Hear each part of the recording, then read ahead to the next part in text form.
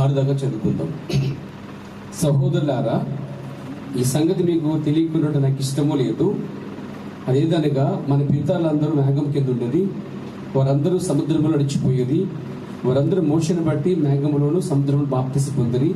అందరూ ఆత్మ సంబంధమైన ఒకే ఆహారమును పూజించిరి. అందరూ ఆత్మ సంబంధమైన ఒకే పానీయమును పానం చేసిరి. ఎలా అనగా తమ్ముని వెంబడించిన ఆత్మ సంబంధమైన బండలను తాగిరి. ఆ బండ క్రీస్తే. అయితే వారిలో ఎక్కువ మంది దేవుని దృష్టిలో ఉండకపోయిన గనుక అరణ్యములో శ్రమపడిరి. వారు ఆశించిన ప్రకారం మనము చెడ్డవాటిని ఆశించుకున్నట్లు ఈ సంగతులు మనకు దృష్టాంతములుగా ఉన్నవి. దేవుడి వాక్యము దీవించును గాక. సర్వశక్తిగల మా ప్రియ పరమ తండ్రి, ప్రభు సదపడిన వాక్య భాగం దీవించండి. అనేక దినములుగా ప్రభు మేము బుధవారము నేను కొరింథీయులకు దిద్దుబాటు పుస్తకం ధ్యానిస్తుండగా మీరు మాతో ఉండండి. చదవబడిన వాక్యం ద్వారా మీరు మాతో మాట్లాడి బలపరచమని సహాయం చేయమని, గత కాలంలో జరిగిన ఆ యొక్క కొరింథీ సంఘంలో జరిగిన కార్యాలు ప్రభు పౌలు జ్ఞాపం చేస్తూ మరి అవన్నీ చుట్టూ వస్తున్న ప్రవర్తన బట్టి స్తోత్రాలు. ఇవి మాకెంతో ఉపయోగపడేట్లుగా ప్రభు చెప్పండి. ఇక్కడ కూర్చున్న నాకు మనందరికీ మా అందరికీ అయిన పరిపూర్ణతగా ప్రభు ఈ యొక్క దిద్దుబాటు పుస్తకం ద్వారా మేము దిద్దుకోవాల్సిన ఏవైతున్నాయో అవన్నీ మీకు నాకు అనుగ్రహించమని, మాకు సహాయం చేయమని ప్రభు చెప్పని యేసుక్రీస్తుని ప్రార్థిస్తున్నాం. దయచేసి పోయిన వారం మనము కొరింథీయులు ఒక దిద్దుబాటు పుస్తకం దాంట్లో మనం పోయిన వారము ఒక దర్శనంతో ముగించుకున్నాం. అందరికి గుర్తుంది. ఒక దర్శనం, ప్రవక్తకు వచ్చిన దర్శనం ఏంటంటే మొత్తం భూమి అంతా కూడా ఉన్నప్పుడు తెల్లని వస్త్రం ధరించిన వారు విత్తనాలు ఎత్తిపోయిన తర్వాత నల్లని వస్త్రం ధరించిన వారు విత్తనాలు ఎత్తిపోయారు అన్నమాట. అంటే అక్కడ ఏం చెప్పుకున్నామంటే దేవుడు అక్కడ అడుగుతున్న గోధుమలైనా గురుగులైనా దేవుడు వర్షం ఇస్తున్నాడు అని. ఈరోజు నీతిమంతుడి మీద అయినా దుష్టుడి మీద అయినా ఒకే సూర్యుని ప్రకాశించబడుతుందన్నమాట. నీరు వర్షం ఏ విధంగా అయితే చెడ్డ మొక్కకి మంచి మొక్కకి ఎలాగైతే అందుతుందో అలాగే దేవుని యొక్క వెలుగు కూడా, దేవుని యొక్క ప్రకాశం కూడా, వెలుగు కూడా చెడ్డవాడి మీద మంచివాడి మీద కూడా ఉదింప చేస్తున్నాడు. ఎందుకంటే ఆయన మంచి దేవుడు కాబట్టి, అడుగు ప్రతివానికి ఇచ్చేవాడు కాబట్టి. పరిశుద్ధాత్మ కాల ప్రభు అంటే ఇస్తాడు, కానీ పరిశుద్ధాత్మ ఎప్పుడు పొందుకోవాలంటే మారు మనసు తర్వాత, బాప్తిసం తర్వాత, అప్పుడు పరిశుద్ధాత్మను పొందుటది క్రమం అనమాట. అవన్నీ వద్దు ప్రభు, నాకు పరిశుద్ధాత్మ కావాలంటే ఇచ్చేస్తాడు ఆయన, కానీ పరలోకం ఉండదు. ఎందుకంటే ఒకటి పరలోకం పోవాలంటే నీటి ద్వారా కొత్తగా జన్మించడం ద్వారాను, 2 నీటి ద్వారా జన్మించడం, 3వది ఆత్మ ద్వారా జన్మించడం ద్వారాను. ఈ 3 చాలా ముఖ్యమైనండి. 1 కొత్తగా జన్మించట, 2 నీటి మూలంగా జన్మించడం బాప్తిసం ద్వారా, తర్వాత 3వది ఆత్మ మూలంగా జన్మించుట. ఈ 3 జరగకుండా కూడా పరలోకానికి పోడు ఖచ్చితంగా. ఈ 3 పైన పూర్తిగా ఆధారపడింది. అందుకే పేతురు కూడా మారు మనసుతో బాప్తిసం పరిశుద్ధాత్మ చెప్పుకొచ్చాడు. యేసు ప్రభు కూడా మారు మనసుతో బాప్తిసం పరిశుద్ధాత్మ చెప్పుకొచ్చాడు. పౌలు కూడా మారు మనసు బాప్తిసం పరిశుద్ధాత్మ చెప్తాడనమాట. అంటే ఎక్కడ చూసినా క్రైస్తవ మొదటి మెట్లు ఆ 3 చాలా ముఖ్యమైనవి. మారు మనసు, బాప్తిసము, పరిశుద్ధాత్మ. సంఘం మారు మనసుతోనే పుట్టాలండి. సంఘం బాప్తిసంతోనే లోపల జన్మించాలి. పరిశుద్ధాత్మతోనే నింపబడి ముద్రించబడి ఎత్తబడాల్సింది. దేవునికి స్తోత్రం కలగాలి. తర్వాత మనం చూసాం అక్కడ ఏమిటంటే 17వ పేరకు వచ్చాం. దాంట్లో మన పేర ఆ పుస్తకం అట్లే మీరు చూడొచ్చు, లేదా మెసేజ్ ఓపెన్ చేసి చూడొచ్చు. మీరు కూడా ఇంకా ప్రభు క్లాస్ అయితే మంచి మంచి ట్యాబ్ కొనుక్కోండి. కేజీలో చిన్న చిన్న అంటే ట్యాబ్ అంటే అయ్యి చూడటం కాదు, మెసేజ్ చూసుకోవడం పని చేస్తే అప్డేట్ అవ్వండి, డెవలప్మెంట్ అవ్వండి. అంటే బైబిల్ తెచ్చుకోండి, వచ్చిన ట్యాబ్ తెచ్చుకోండి, ఎదగండి, నేర్చుకోండి. దాంట్లో ఇంగ్లీష్, హిందీ, తెలుగు అన్ని వస్తాయి దాంట్లో. దేవునికి స్తోత్రం కలిగాక, దేవునికి మహిమ కలిగాక. చూడండి దాంట్లో అంటారన్నమాట ఆయన ఏమిటంటే ప్రభుకు స్తోత్రం అని అంట గోధుమలు, ప్రభు స్తోత్రం అని అంట గురుగులు. అప్పుడు ఏం దేవుడు దాన్ని ఇచ్చాడు. ప్రవక్త అంటాడు, నేను అర్థం చేసుకున్నాను. చూడండి, అది అక్కడ ఉన్నది, పరిశుద్ధాత్మ కుమరించబడుతున్నది. అయితే వారి ఫలముల వలన వారు తెలియబడతారు. ఇది 17వ పేరాలో చివరి పేరా మాట్లాడింది. ఏమంటాడు ఇక్కడ, నేను అర్థం చేసుకున్నాను, అది అక్కడ ఉన్నది, పరిశుద్ధాత్మ కుమరించబడుచున్నది. అయితే కుమరించబడుతున్నా కానీ వారి ఫలముల వల్ల వారు తెలియబడతారు. పరిశుద్ధాత్మ పొందుకున్నాను అని చెప్పిన వ్యక్తిని దేవుడు ఎలా చూస్తున్నాడంటే వారి ఫలముల వల్ల గుర్తిస్తున్నాడండి. పరిశుద్ధాత్మ పొందుకున్న వాళ్ళు బహుశా భాషలు ఆడుండొచ్చు, లేక కొన్ని దర్శనం చూడుండొచ్చు, లేక కొన్ని కార్యాల వారి మధ్యలో జరగవచ్చు. కానీ అంతకంటే ముఖ్యమైనది ఏంటంటే వారి యొక్క ఫలములు అనగా క్రియలు. క్రియలు అనగా చేసే కార్యాలు. దేవునికి స్తోత్రము కలుగాక. ఈరోజు వర్షాలు పొందుకున్నామని చెప్పి పెంతెకొస్తు వాళ్ళు మొత్తం ప్రపంచ సంఘాన్ని మోసం చేస్తున్నారు. సాధ్యమైతే ఏర్పరచబడి వారు సైతం వారు మోసము చేసే అవకాశాలు ఉన్నాయన్నమాట. కాబట్టి వర్షాలు పొందుకున్నాడు అనేది గందరగోళం కానే కాదు, తెలియని భాషలాడమే కానే కాదు. పరిశుద్ధాత్మ అనేది చూడండి అక్కడ ఫలములు అనమాట. ఒక వ్యక్తి పరిశుద్ధ పొందుకున్నాడు అంటే రుజువు ఏంటంటే ఫలములు, క్రియలు. దేవునికి స్తోత్రము కలుగాక. ప్రభు అయిన యేసు చెప్పి ఉన్నాడు చూడండి, ఆత్మ యొక్క ప్రతిస్పందన బట్టి వారు చేయు కార్యముల ద్వారా కాదు గాని వారు రోగులు స్వస్థపరచుట, లేక వారి భాషలతో మాట్లాడట, లేక వారి ఆత్మలో నాట్యమాట, లేక వారు ఈ విధముగా లేక ఆ విధముగా ఆనందించిన అది కాదు గాని వారు ఆ కార్యములన్నిటినీ చేసి ఇంకను తప్పిపోవచ్చు. అంటే భాషలు ఆడినాను, అర్థము చెప్పినాను, ప్రవచించినాను. నేను చెప్పలేదు ప్రవర్తన అనేది అన్నమాట. వినండి, దేవునికి స్తోత్రం కలిగాక. ఇది నేను దీనికి ఇంకా అనుమతి చేయట్లేదు. ఇది ఆల్రెడీ అనుమతి చేయబడింది, వివరించబడింది. దాన్ని మనము జస్ట్ జ్ఞాపం చేసుకుంటున్నాం, చదివి ఒకసారి జ్ఞాపం చేసుకుంటున్నాం. దేవునికి స్తుతి కలుగాక. చూడండి, ఈ పత్రికలన్నీ రాయబడ్డాయి, ఈ పత్రికలన్నీ చెప్పబడ్డాయి. కానీ పౌలు ఏమంటున్నాడు తెలుసా? ఈ యొక్క కొరింథీ రాసిన పత్రికలో ఆయన ఏమంటాడంటే, మీరు బాగా చదివేసి గ్రహించిన వాటిని మళ్ళీ మీకు జ్ఞాపం చేస్తానంటాడు. దేవునికి స్తుతి కలుగాక. చూడండి, ఆ మొదటి అధ్యాయంలో మాట కనిపిస్తుంది మీకు. అంటే మనం చదివేసిన వాటిని మళ్ళీ ఆయన ఏం చేస్తాడు? జ్ఞాపం చేస్తానంటాడు చాలా సందర్భాల్లో. ప్రభు నామ మహిమ కలుగాక. చాలా సందర్భాల్లో మీరు చదివిన వాటిని మళ్ళీ మీకు ఏం చేస్తున్నాను? జ్ఞాపం చేస్తున్నాం. మీరు ఉన్న వాటిని మీరు ఏం చేస్తున్నాం? మీకు జ్ఞాపం చేస్తున్నాం. 13 వచ్చిన 2 కొరింథీ 1:13 వచ్చిన అంటాడైనా, మీరు చదువుకొని పూర్తిగా గ్రహించిన సంగతులు తప్ప మరేవి మీకు రాయటలేదు.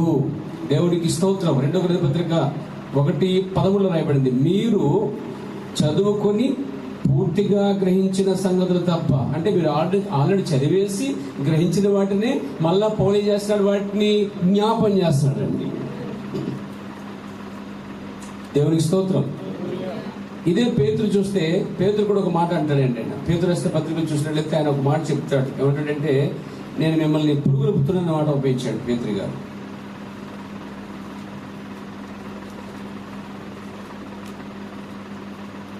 Praise the Lord.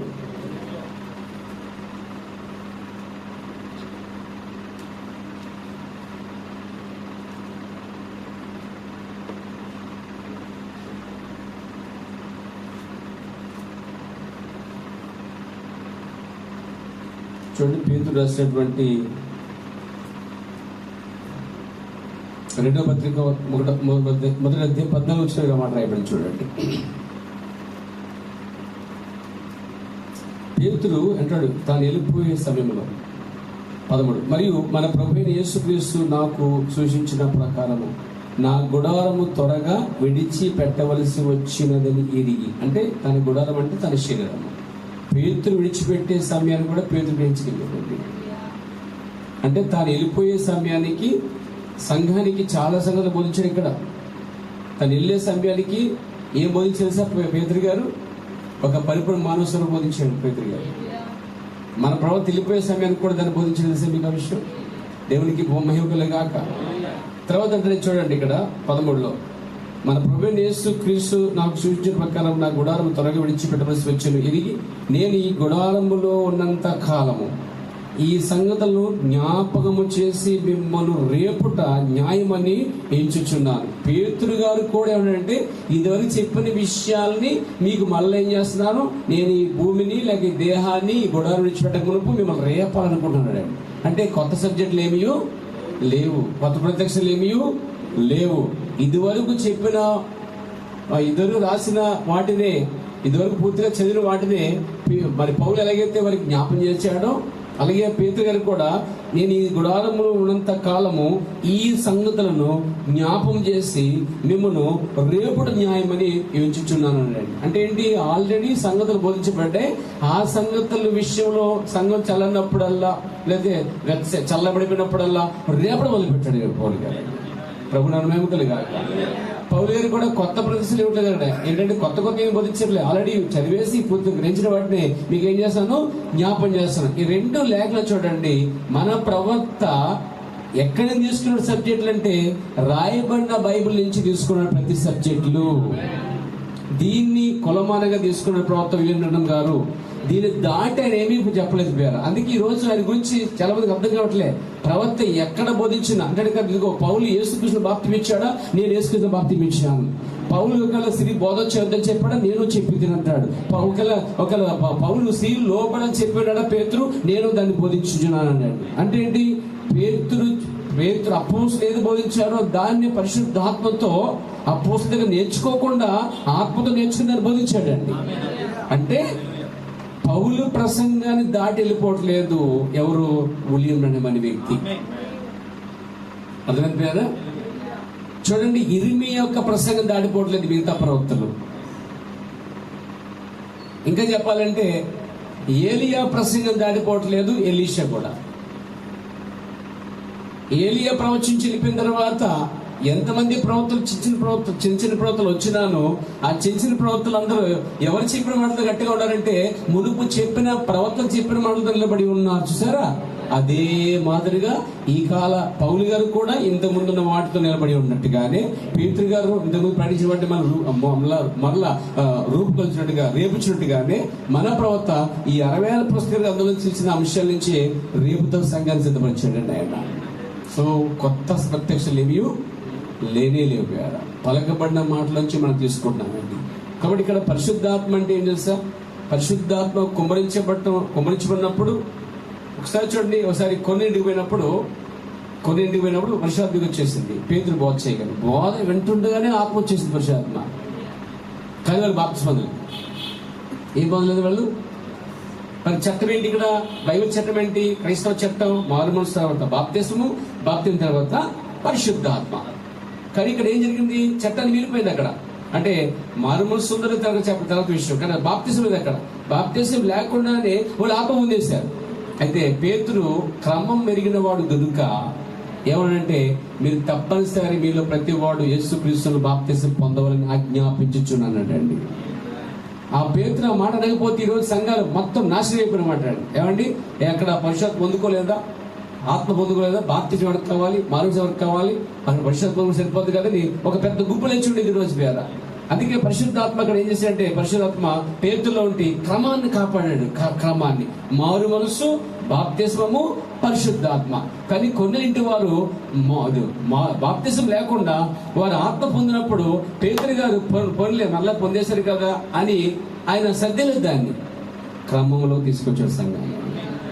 ఎంత కరెక్ట్గా పర్ఫెక్ట్గా పేతురు మరి పౌలు ఉన్నట్లయితే చివరిగా వచ్చిన ప్రవక్త ఇంకెంత కరెక్ట్గా ఉండాలంటే ఆయన ప్రతి దాన్ని అయినా సరి చేసుకుంటూ రావాల్సింది.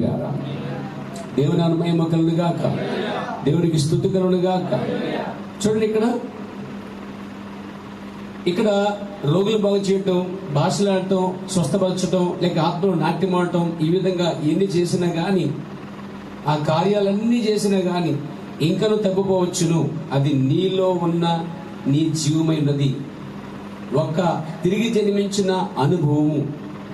ఇక్కడ ఇవన్నీ జరుగుతున్నా గాని తిరిగి జన్మించిన అనుభవం రావాల్సిందట అండి.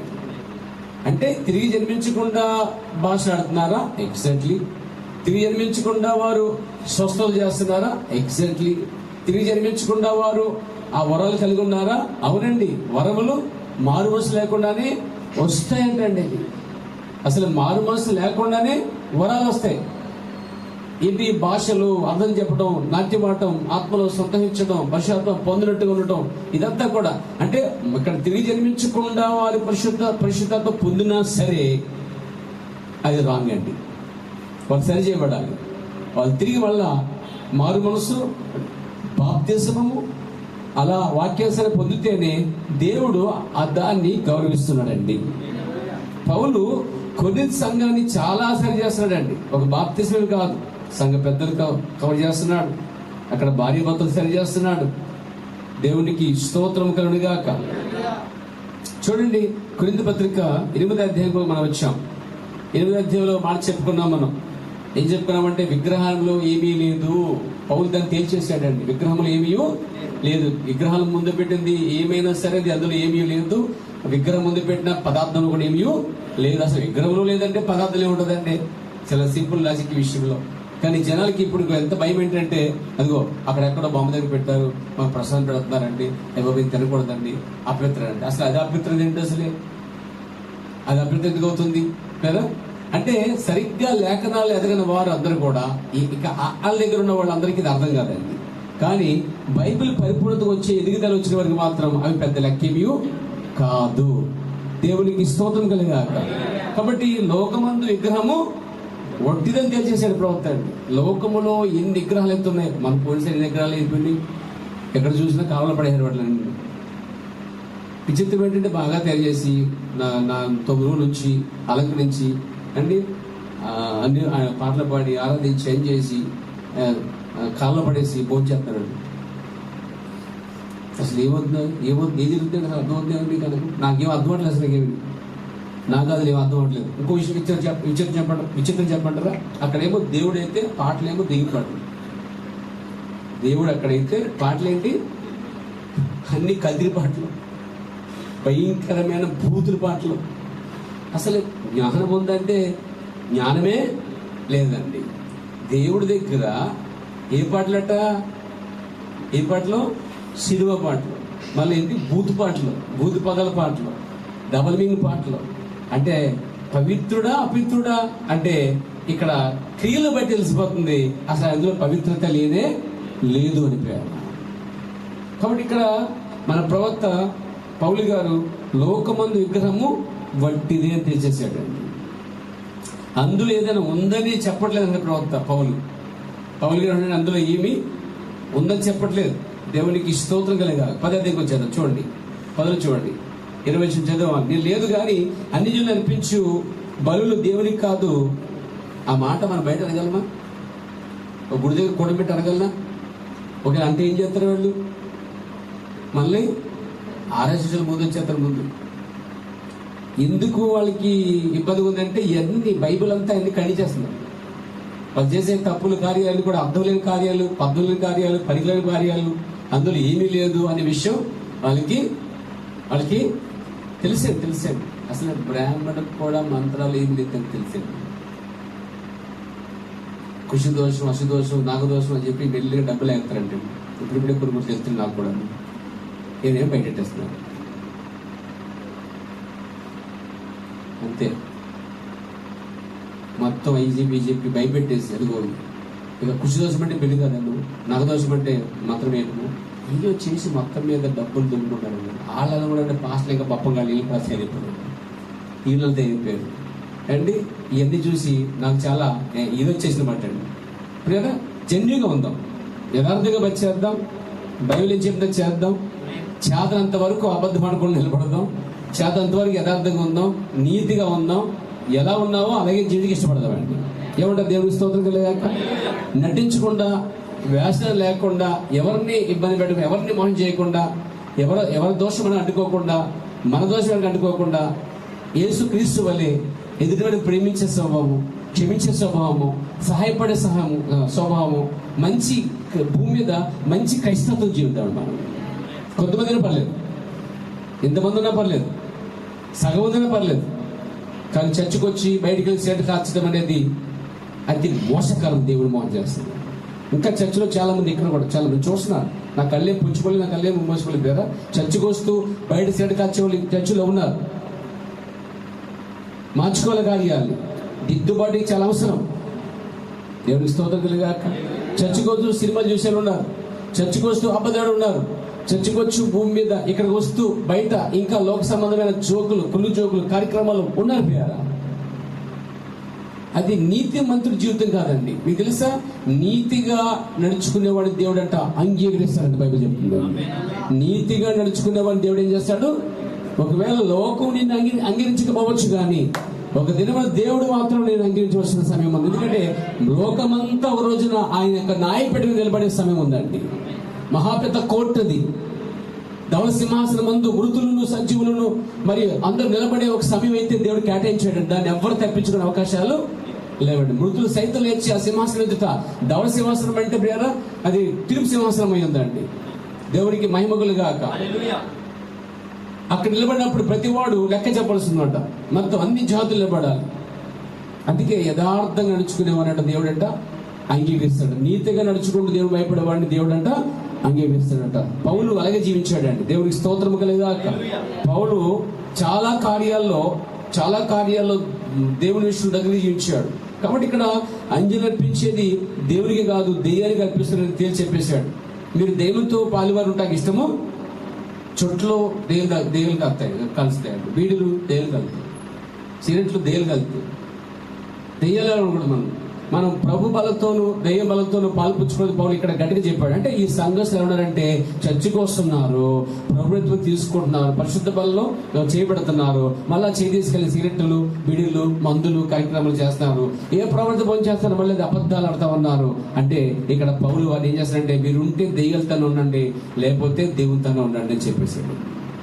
దేవునికి స్తోత్రం కలిగాక, దేవునికి మహిమ కలుగాక. అంటే కొరింథీ సంఘస్థులు చాలా నాటకాలు ఆడుతున్నారండి, నమ్మించేస్తున్నారు, భక్తి చేస్తున్నారు, భాష ఆడేస్తున్నారు, అర్థం చెప్పేస్తున్నారు, ప్రవచనం చేస్తున్నారు. స్వస్థతలు ఎవరి కాదు, స్వస్థత జరుగుతున్న ఎవరి మధ్య, ప్రవచనాలు జరుగుతున్న ఎవరి మధ్య, కానీ ఫలాలు అయితే లేవండి. ఇప్పుడు ఎలాంటి సంఘాలు ఎన్ని లేవు లేదా? అన్ని సంఘాలకి అతీతంగా ఒక సంఘం అయితే మనం రావాల్సిన బాధ్యత మనకు ఉంది. పేద మన నలుగుతున్నారని కొత్త గురుదండ్రు కాకుండా మనం ప్రత్యేకించబడి వర్తమానం మనం ఏం చేస్తుంది, ప్రత్యేకపరుస్తూ ఉంది. ఈ 10 అధ్యాయాలు మనం చూస్తున్నాం. ఇక ఒకసారి 9 దగ్గర పేరు మొదలు వచ్చినాం. నేను స్వతంత్రుడును కానా, అన్ని చేయడానికి నాకు అవకాశం లేదా, నేను స్వేచ్ఛ కాదా, నేను అంటే ప్రీ బర్డ్ కాదంటే చూడండి. ప్రీ బర్డ్ అంటే స్వేచ్ఛ పక్షి అంటే ఎక్కడికైనా ఎగిరిపోవచ్చు, ఎలాగైనా చేయొచ్చు, ఏమైనా చేయొచ్చు. కానీ స్వతంత్రత ఉన్నాను, ఇదే పోలంటాడు, అన్నీ చేయదగను. కానీ మాట ఎక్కడ ఉపయోగించాడు అన్నారు, కొరింథీ సంఘస్థుల మధ్య మాట్లాడాడు. అంటే అర్థం ఏంటి చూడండి, ఇక్కడ నేను స్వతంత్రుడు కానా, నేను అపోస్తులను కానా, మన ప్రభువైన యేసును నేను చూడలేదా? చూశాడా లేదండి ఆయన? ఎక్కడ చూసాడండి? Yes, exactly. దేవునికి స్తోత్రం కలిగాక. ప్రభునందు నా పనికి ఫలం మీరు కారా, ఇతరులకు నేను అపోస్తుడు కాకపోయినను మీ మట్టుకైనా నేను అపోస్తుడై ఉన్నాను. ప్రభునందు నా అపోస్తలత్వము నాకు ముద్రగా ఉన్నవారు మీరు కారా? నన్ను విమర్శించువానికి నేను చెప్పు సమాధానం ఇదే, తినుటకును త్రాగుటకును నాకు అధికారం లేదా? తక్కిన అపోస్తుల వలె, ప్రభు యొక్క సహోదరుడు వలెను, కేఫా వలెను, విశ్వాసురాలైన భార్యను వెంట పెట్టుకుని తిరుగుట నాకు అధికారం లేదా? Praise the lord. అంటే కేఫా అంటే పేతురు విశ్వాసమైన భార్య అని పెట్టి తిరుగుటకు బైబిల్ చెప్తే ఇక్కడ కొరింథీ సంఘస్థులకి ఎందుకు చెప్పాడండి? ఇక్కడ వేరే భార్య అని పెట్టి తిరుగుతున్న సందర్భాలు సంఘంలో ఉన్నాయండి. నొక్కి మరి చెప్పాడండి ఆయన.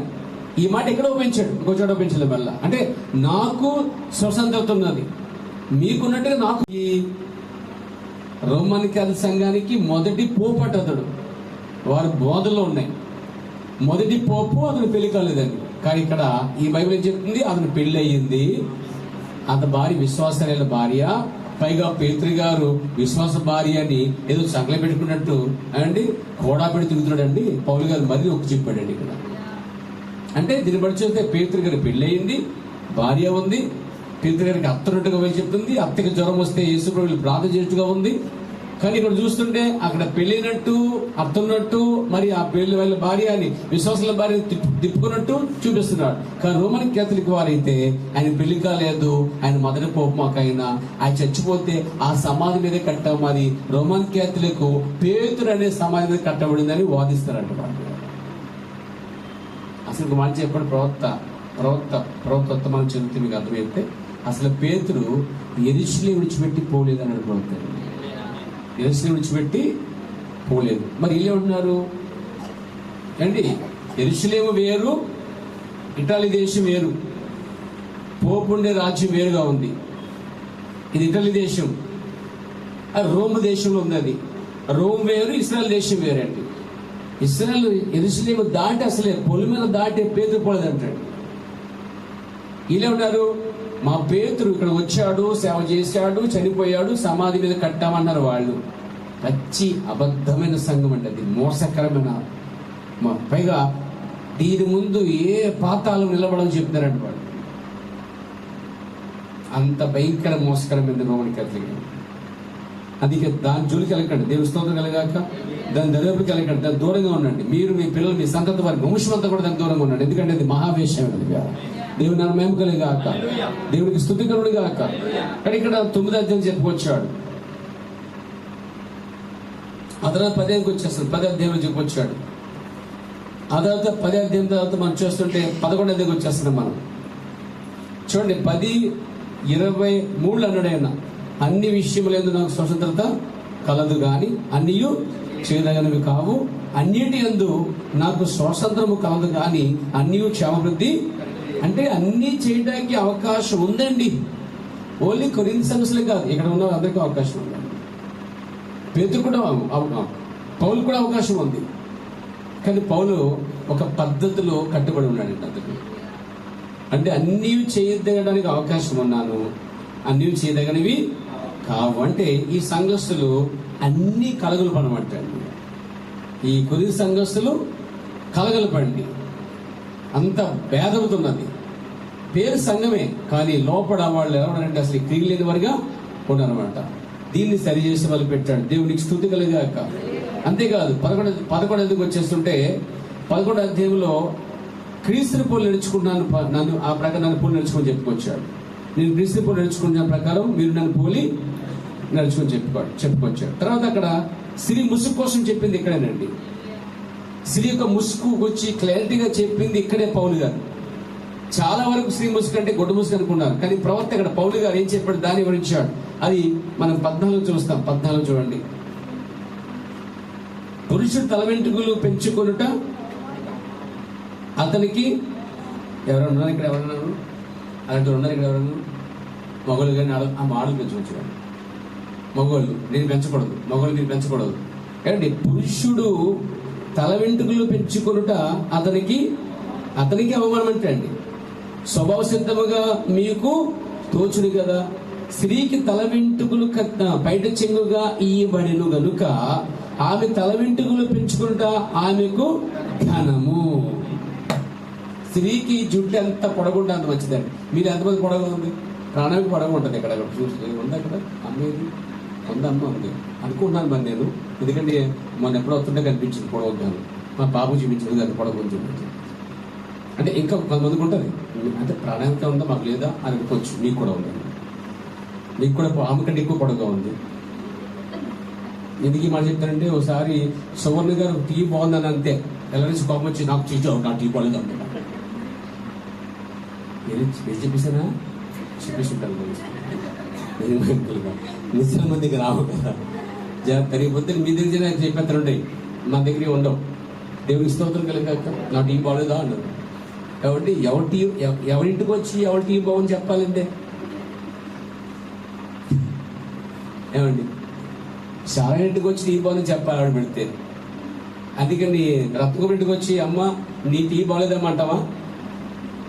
బాగుందామని చెప్తాను. కనీసం బాగున్నా బాగుంటుందన్నమాట. కనీసం కష్టపడి పాలు నొప్పించి చేసి తగిలిగిచ్చి మన టైం చూసుకుని చేసి పెట్టినా కానీ కనీసం ఏం చెప్తారు? థ్యాంక్స్ చెప్పాలి కదా. దుర్భాగ్యులు కొందరు తాగేసిపోతుంటారండి, అంటే థ్యాంక్ కూడా చెప్పరు. కానీ మన ప్రభుత్వం నేర్పించాడు సంఘానికి, మనం ఏది పుచ్చుకుంటున్నా, ఏది ఇతరులు మనకి ఇస్తున్నా వాళ్ళకి మనం ఏం చెప్పాలి? ఈ సాయంకాలం నేను ఇంట్లోకి వచ్చి కానీ ఎదుర్కొన్నాను, కొంచెం ఆకలి వేస్తాను అనమాట. లేట్గా వచ్చాను, మధ్యాహ్నం ఇంటికి చేశాను.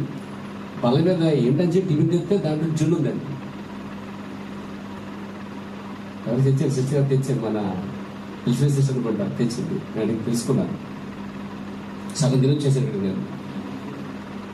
Thank you sister, God bless you, దేవుడు దించి కాక నేను. అంతే కదా, ఆవిడే కాదు, మీరు చాలా మంది చాలా చేశారు. వాళ్ళందరికీ నేను థ్యాంక్స్ చెప్తాను. ఎందుకంటే దేవుడు ఎవరో కొందరు మనం సాయం చేసినప్పుడు లేదా మనకి ఇచ్చినప్పుడు, అది చాక్లెట్ అయినా, అది టీ అయినా, మంచినీళ్ళు అయినా, మన ప్రవర్తన ఏం పెంచే సంఘానికి అండి. ఆ హోటల్కి వెళ్ళినప్పుడు గుర్తొచ్చిందా? ఆ హెవెన్ హోటల్కి వెళ్ళినప్పుడు వాళ్ళందరూ ఏమన్నారట, ఏం తీసుకున్నా కానీ ఏమన్నారట వాళ్ళు, అయ్యా ఆ రిసెప్షన్ లో ఆ మేనేజర్ అడిగట, అయ్యా వీళ్ళు ఇంతగా గౌరవించడానికి, వీళ్ళు ఇంతగా ప్రేమించబడటానికి ఏమి నేర్పించావని అడిగాడట అతను. ప్రవర్తనాడు వాళ్ళకి నేను వాక్యమే చెప్పాను అన్నట్టు. అంతకుముందున్న మీటింగ్స్కి వచ్చిన వాళ్ళంట తినేసి ఎక్కడ పడేయటం, శుభ్రంగా ఉంచబడ్డ రూమ్స్ అంతా పాడు చేయటం, కనీసం ఆ రూమ్ పై ట్యాంక్ కూడా చెప్పబడటం, థ్యాంక్ యూ చెప్పబడటం ప్రవర్తించారట. కానీ వీళ్ళు అలా కాదు, తిన్న చోకని జాగ్రత్తగా తీసుకొచ్చి డస్ట్బిన్లో వేయటం, ఆ రూమ్ అంతా శుభ్రంగా ఉంచుకుంటాం, రూమ్ వచ్చి ఏదైనా వాటర్ కానీ ఏదైనా భోజనం తీసుకొస్తే థ్యాంక్ యూ అని చెప్పడం. ఆ హోటల్ మేనేజర్ కంట వింత అనిపించింది అంటండి. కొంచెం కొన్నిసార్లు చిన్న చిన్నవే బలంగా పనిచేస్తాయి. పెద్ద పెద్ద మరముల కన్నా కొన్నిసార్లు చిన్నవే మనిషిని సరి చేస్తూ ఉంటాయి. దేవుని మన మహిమకులు గాక, స్తుతి కలుగుడు గాక. ఒకసారి ప్రవక్త గారు వాక్యం చెప్తుంటే బలంగా చెప్తున్నాడు చెప్పేసి ఆయన మా చర్చికి రమ్మనిపించాడు. ఆయన ఏం చేశారంటే, ఇదిగో మీరందరూ ఆడపిల్లల్లో ఉండాలి, మగపిల్లల్లో ఉండాలి, మీరు షర్ట్లు ఎలా వేసుకోవాలి, బట్టలు వేసుకోవాలి అంటాడంట. ఆయన అంట, బాబు ఇవన్నీ చెప్తావు నువ్వు మరము చెప్పాయా మరముగా అన్నాడంట. పిలిచిన పాస్టర్ ఒక ఆయన ప్రవక్త రెండమని అడిగాడు, ఎందుకయ్యా మేము చెప్పుకుంటాంలే బాబు, ఏ లోతుగా చెప్తావంటే ఇది చెప్పేవాడు అన్నాడు. అసలు మీ సంఘానికి చెప్పాల్సిన అది కాదు, ఇవి చెప్పాలంట. వీళ్ళకి ఏబిసి నేర్పించాలి, ఆల్జీబ్రా నేర్పించమంటే అడిగాడు ప్రవక్త పిలిచినటువంటి సేవకుడికి మీద. ఆ సేవకుడు ఎక్స్పెక్టేషన్ ఏంటంటే, అతని యొక్క ఎక్స్పెక్టేషన్ ఏంటంటే లోతుగా డీప్ గా చెప్పేస్తాడు. ఇక వీళ్ళ సంఘం ఎదిగిపోతుంది కూడా. అసలు ప్రవక్త పట్టేడు సంఘం, అసలు సంఘానికి అసలు పునాది లేదు అక్కడ. సంఘానికి ఏం లేదు, పునాది లేదు. సరిగ్గా కామన్ థింగ్స్ లేవు వాళ్ళ దగ్గర, బేస్మెంట్ లేదు వాళ్ళ దగ్గర, బట్టలు వేస్తున్నావు తెలియలేదు వాళ్ళకి అసలు సంఘానికి.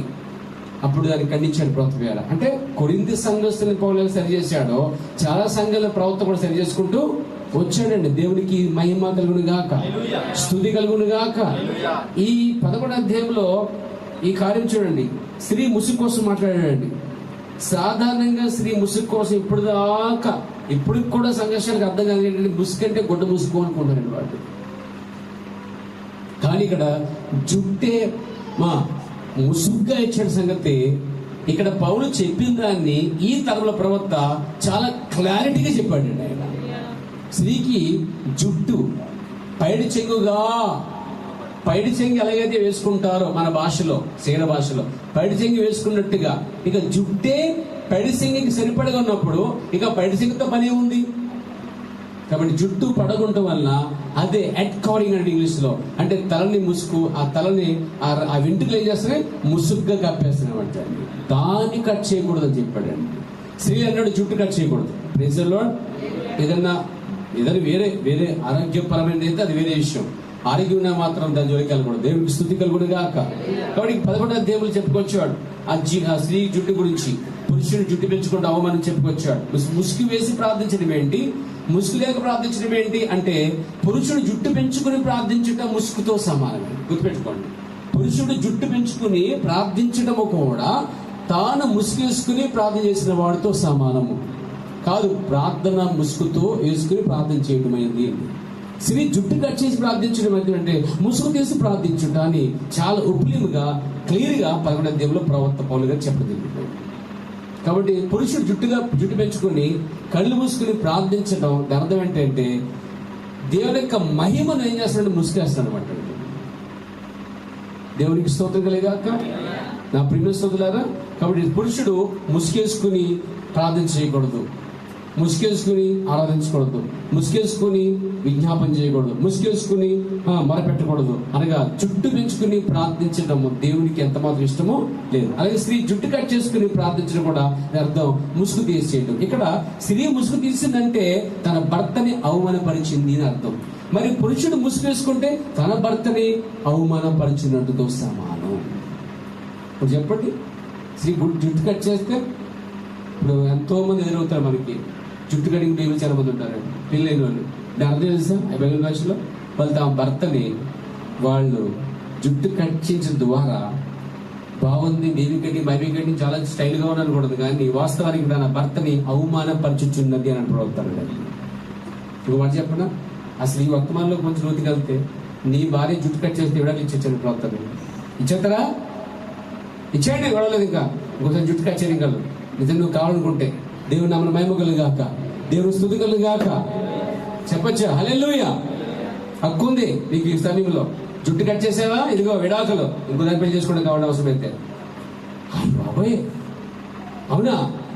అంటే విడాకులు తీసుకునే అంత అధికారం ఎందుకు ఇచ్చాడు తెలుసా? అక్కడ వ్యభిచారంతో సమానమాట. వ్యభిచారం చేయక్కర్లే, దేవుని వాక్యాన్ని కలిపి చేరపడం కూడా వ్యభిచారమైనది పేరు. అంత స్ట్రాంగ్ చెప్పడం ప్రవక్త అండి. అందుకే నా వాక్యం మీద 4 పెళ్లి చేసుకుంటూ చెప్పలేదు. గుర్తుపెట్టుకోండి, దాంట్లో నీతి ఉండాలి, పరిశుద్ధి ఉండాలి, యథార్థం ఉండాలి. దేవుని పరిశుద్ధ నామమున మహిమ కలుగాక.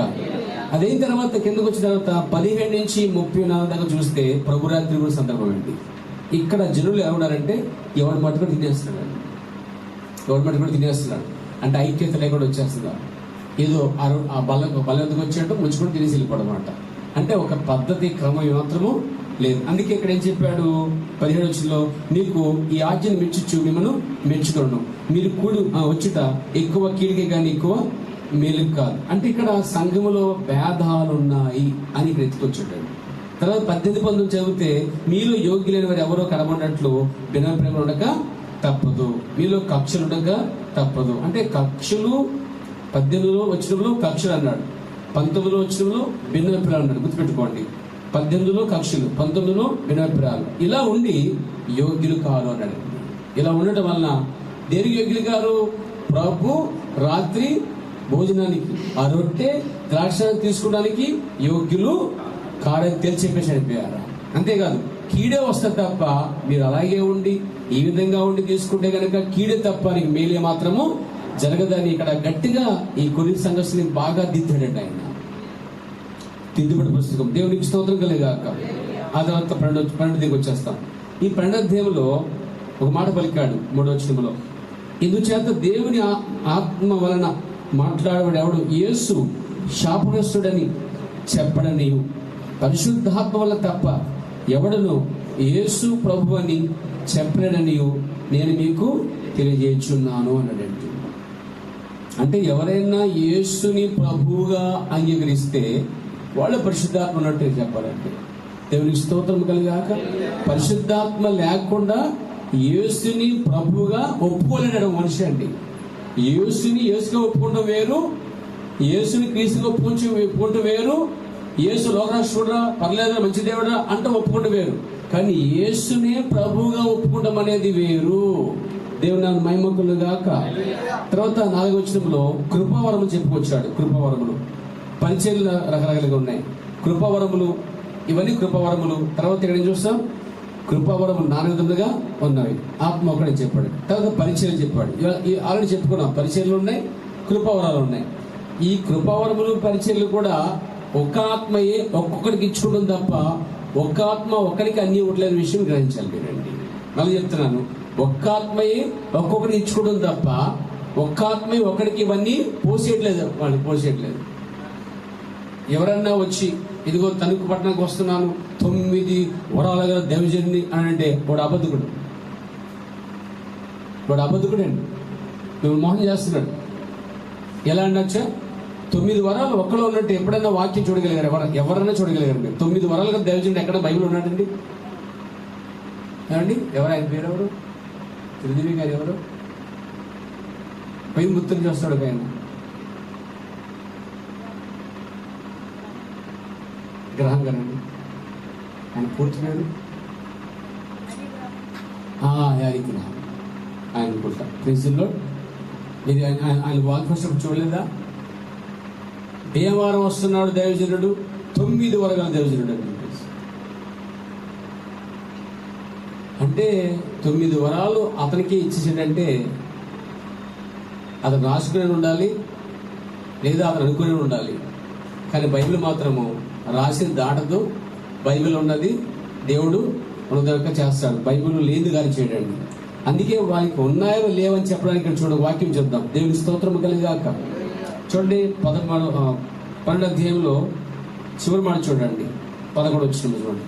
అయినను వీటన్నిటినీ ఆత్మ ఒక్కడే తన చిత్త చొప్పున ప్రతి వానికి ప్రత్యేకముగా పంచిచుచున్న కార్యసిద్ధి కలిగించున్నాడు. ఇక్కడ ప్రతి వానికి పనిచేస్తున్నాడని రాయబడుతుంటే ఒక్కడికి ఎలా పనిచేశాడండి? వాక్యం ఎప్పుడు మారనే మారదు. ఒకే ఆత్మ, ఒకరికేమో ప్రత్యక్షత, ఒకరికేమో బుద్ధివాక్యము, జ్ఞానవాక్యము, స్వస్థవరము, ఇవన్నీ చెప్పుకొచ్చాడండి. ఒకే ఆత్మ ఒక్కొక్కడికి ఇచ్చుకుని తప్ప ఒకరిలోనే 9 కృపావరాలు ఉన్నాయన్నమాట. అబద్ధము. వాక్యం సత్యమే. దేవుని స్తుతి కలుగాక. ఆ తర్వాత 12వ వచనం నుండి మనం చూస్తుంటే కింద వరకు ఇదంతా ఒక్క శరీరంలో ఉన్న అవయవాల కోసం మనకు వచ్చాడండి. అంటే కొరింథీ సంఘస్థులు చెయ్యి నాది కాదు, కాలు నాది కాదు, ఇది నాది కాదు, అది నీది కాదు, ఇది నాకు సంబంధం లేదు, ఇది నాకు సంబంధం లేదని పొత్తు పండుగ ఉన్నారనమాట. అసలు పొత్తు కుదరదు వాళ్ళకి చెప్పాలంటే. దాన్ని తీసుకొచ్చాడు ఇక్కడ. శరీరం అంతా కాలైతే కన్నెక్కడ, కన్నైతే చెవెక్కడ, ఇదంతయు ఒక శరీరం లేదా? అలాగే మనమందరము బాప్తిసం ద్వారా మనందరము ఒక శరీరంలో అవయవలై ఉన్నామని చెప్పి సంఘాన్ని ఐక్యపరచని వదిలిపెట్టాడు. సంఘంలో భేదాలు వచ్చాయి, సంఘంలో వేరుగా ఉన్నారు. కొన్ని సంఘస్థుల మధ్య గుంపులు ఉన్నాయి, అవునే కదా, కలవట్లేదు, వాళ్ళు పుస్తకట్లే, కాలు చెయ్య కుదరట్లే. అప్పుడు తీసుకొచ్చాడు, కాలు వేరు కాదు, చెయ్యి వేరు కాదు, కాలుతో చెవికి కాలికి సంబంధం ఉంది, ఇదంతా ఒకే శరీరంలో ఉంది, మీరందరూ క్రీస్తు వారే ఉన్నారు, మీరందరూ మనందరం ఆయన అవయవలై ఉన్నాం చెప్పి ఇక్కడ క్లారిటీ ఇచ్చాడు సంఘానికి. దేవునికి స్తోత్రం కలిగాక. ఆ తర్వాత 13కి వచ్చిన తర్వాత వరముల కోసం మాట్లాడాడు. అంటే వరముల కోసం అంటే ఇక్కడ వరములు అంటే భాష కోసం మాట్లాడాడు. భాషలు 2 రకాల భాషలు ఉన్నాయని గుర్తుపెట్టుకోండి. ఒకటి దేవదూతల భాష, ఒకటి రెండోది అన్యుల భాష. అన్యుల భాష అనేది మాట్లాడుతుండే అర్థమవుతుందండి. దేవదూతల భాష అనేది మాట్లాడుతూ అర్థం కాదు. దేవునికి స్తోత్రం కలిగాక. ఇక్కడ దేవదూతల భాషలు వచ్చి అంటున్నాడు, మనుషుల భాష కూడా వచ్చి అంటున్నాడు. అంటే 2 ఎరిగిన వాడు చెప్పిన, అంటే ఎరిగిన వాడు చెప్పినవాడు వినాలి కదా మనకి. ఇప్పుడు మనకు తెలియనప్పుడు ఏం చేయాలి? తెలిసినట్టు వెళ్ళిపోకూడదు. కొన్ని విషయాలు తప్పకుండా ఏం చేయాలి? నేర్చుకోవాలి. ఒకడు ఏం చేయాలి? తెలియపోయిన ఒకరితో ఉంటాడు, అప్పుడు నాడి పట్టుకోవాలి మనం. ఇతనికి ఈ విషయం తెలియదు, తెలియకపోయినా తెలిసినట్టుగా ఇస్తున్నాడు కాబట్టి ఇతనికి ఇవ్వాలి. మనము మన దగ్గర ఉన్న సబ్జెక్ట్ ఏదో అది ఇవ్వాల్సి వస్తుంది. ఇప్పుడు బాప్తిసం ఇస్తున్న బయట తెలియదు, మీ దగ్గర ఉంది, ఏం చెప్పాలి మీరు?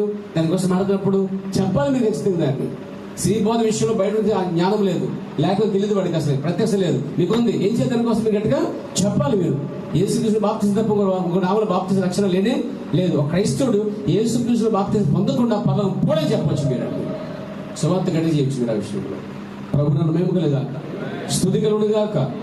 తర్వాత 13వ అధ్యాయంలో దేవదూత భాషలు, మనుషుల భాషలు ఉన్న అసలు కిందకు వస్తాడు ప్రేమ లేకపోతే వ్యక్తులు అని చెప్పేసి. అంటే ఇక్కడ వరాలు, ఫలాలు, కృపావరములు, ఆత్మఫలములు, కార్యాలు ఇవన్నీ ఉన్నాను, ఏమంటే నశించెదరు అని చెప్పుకొచ్చాడు. అంటే ఇవి కాదు, చివరికి ఏం కావాలి? ప్రేమ కావాలని చెప్పుకొచ్చేసాడు. దేవుని నామమున మహిమ కలుగుగాక, దేవునికి స్తుతి కలుగుగాక. ఇక 14వ వచ్చేసరికి ఏం చేస్తాడు? సంఘములో అక్కడ కూడా ప్రవచనాలు, భాషలు రెండింటిని విభజించాడండి అక్కడ. ఇవన్నిటిని జాగ్రత్తగా చెప్పుకుంటూ వచ్చాడు. ఆ తర్వాత మనం చూస్తాం చూడండి 19వ వచనంలో, అయినను సంఘములో భాషతో 10,000 మాటలు పలుకుట కంటే ఇతరులకు బోధకులు ఉన్నట్లు నా మనసుతో 5 మాటలు పలుకుట మేలున్నాడు. ఆ తర్వాత ఈ భాషను విశ్వాసం కాదు తెలిసి చెప్పేశాడు. ఇలా మనం ఈ వచ్చినాన్ని చూసుకుంటూ వస్తుంటే ఆ తర్వాత 34 వచ్చారు. 34 వచ్చేస్తాం. ఈ 34 అధ్యాయంలో 34 వచ్చినప్పుడు చూడండి, 34 నుంచి 38 దాకా ఒక సబ్జెక్ట్ అది. అదేంటంటే స్త్రీ బోధ చేయకూడదు అని. అంటే ఈ కొరింథీ సంఘస్థులు స్త్రీలు కూడా బోధ చేస్తున్నారు. అన్ని సరి చేసుకొచ్చాడు, ఒకటి కాదండి. అక్కడ వరాలు సరి చేశాడు, అవునండి, అక్ర సంబంధం సరి చేశాడు, భార్యాభర్తలు సరి చేశాడు, అవిశ్వాసాన్ని సరి చేశాడు. దేవునికి స్తోత్రం కలిగాక. ఈయన ఒకటి కాదండి, వీళ్ళు ప్రభుత్వ బోళ్ళు ఉంటున్నారు, దెయ్య పాత్రలు కూడా చేపెట్టేస్తున్నారు వీళ్ళు. 5 సరి చేశాడు. ఇప్పుడు కొరింథీ సంఘస్థులకైనా అది మనకు వచ్చింది అంటారా? మనకు కూడా ఎక్కడో చోట కనెక్ట్ అవుతుంది. దేవుని నామమున మహిమ కలుగుగాక, దేవునికి స్తుతి కలుగునుగాక. చెప్పొచ్చు హల్లెలూయా. ఆ తర్వాత మనం చూస్తాం ఇక్కడ స్త్రీ బోధ కోసం ఒక చెప్పాడు. అసలు స్త్రీ కంట బోధించే అర్హత లేదని ధర్మశాస్త్రం కూడా చెప్తుందని చెప్పుకొచ్చాడు. మళ్ళా చూడండి, ఆ మాట మనం చూస్తాం. 34 చూస్తాం కదా, చూడండి. స్త్రీలు మౌనంగా ఉండవలను, వారు లోపడవలసిన వారు కానీ మాట్లాడక వారికి మాట్లాడటం అంటే ఇంట్లో మాట్లాడొద్దని చెప్పొద్దు.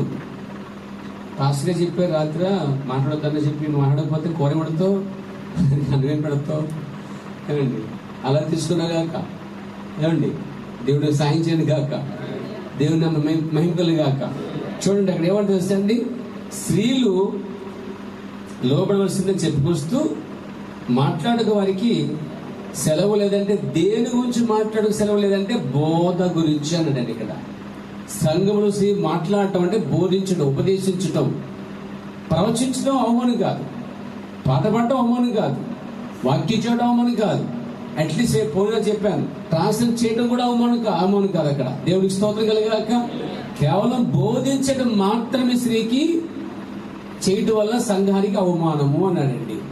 అన్నాడు ఇక్కడ సెలవు లేదు, ఇలాగూ ధర్మశాస్త్రమును చెప్పుచున్నది. ఎలాగా? వారు ఏమైనా నేర్చుకున్న గురి ఎడల ఇంట తమ భర్తలను అడగవలను. సంఘములు స్త్రీ మాట్లాడట అవమానం. మాట్లాడమని మామూలు మాటల గురించి చెప్తున్నాడు పౌలు, కానీ కాదు, అక్కడ బోధ కోసమని చెప్పబడుతుంది. చూడు 36లో, దేవుని వాక్యం మీ వద్ద నుండి బయలు వెళ్ళునా, స్త్రీలారా దేవుని వాక్యం బోధించడానికి మీ వద్ద నుంచి బయలు వెళ్ళునా అని చెప్పుకొస్తూ, మీ వద్దకు మాత్రమే వచ్చిన చెప్పుకొస్తూ, ఎవడైనా తాను ప్రవక్తనైనను ఆత్మ సంబంధనైనను తలంచుకుని ఎడల నేను మీకు రాయిచున్నవి ప్రభు యొక్క ఆజ్ఞలని అతడు దృఢముగా తెలుసుకొనవలెను. ఒకవేళ ఎవడైనా తెలియనివాడైతే తెలియనివాడుగానే సావనివ్వమాట, అంతే. అని ఏం చేయలేం.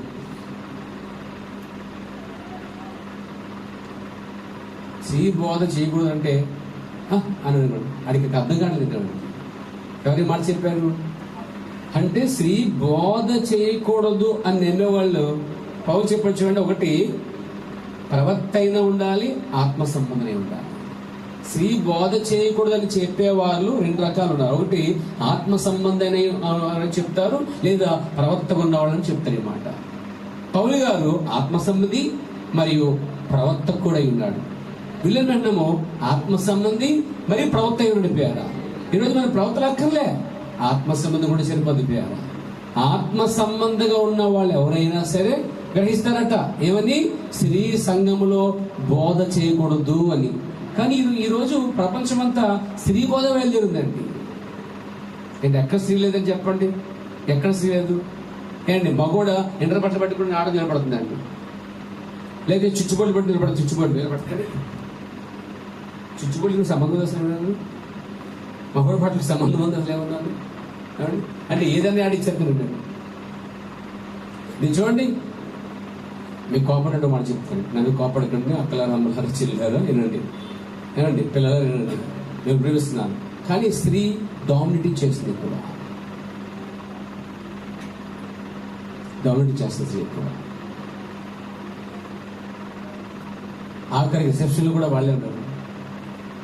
హాస్పిటల్కి వెళ్తే వాళ్ళే రిసెప్షన్లో, కుట్లు షాప్కి వెళ్తే వాళ్ళే, ఎక్కడ కనబడి వాళ్ళే, ఎక్కువ సంఖ్య వాళ్ళే.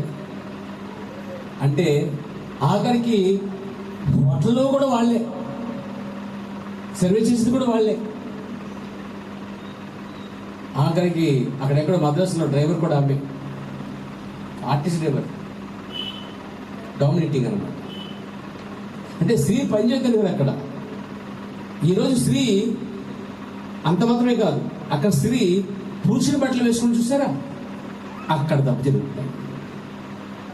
స్త్రీ పురుషుల్లాగా జుట్టు కట్ చేసుకుంటాం, పురుషుల్లాగా షర్ట్లు వేయటం, ప్యాంట్లు వేయటం, పురుషుల్లాగా సిగరెట్లు కాల్చడం.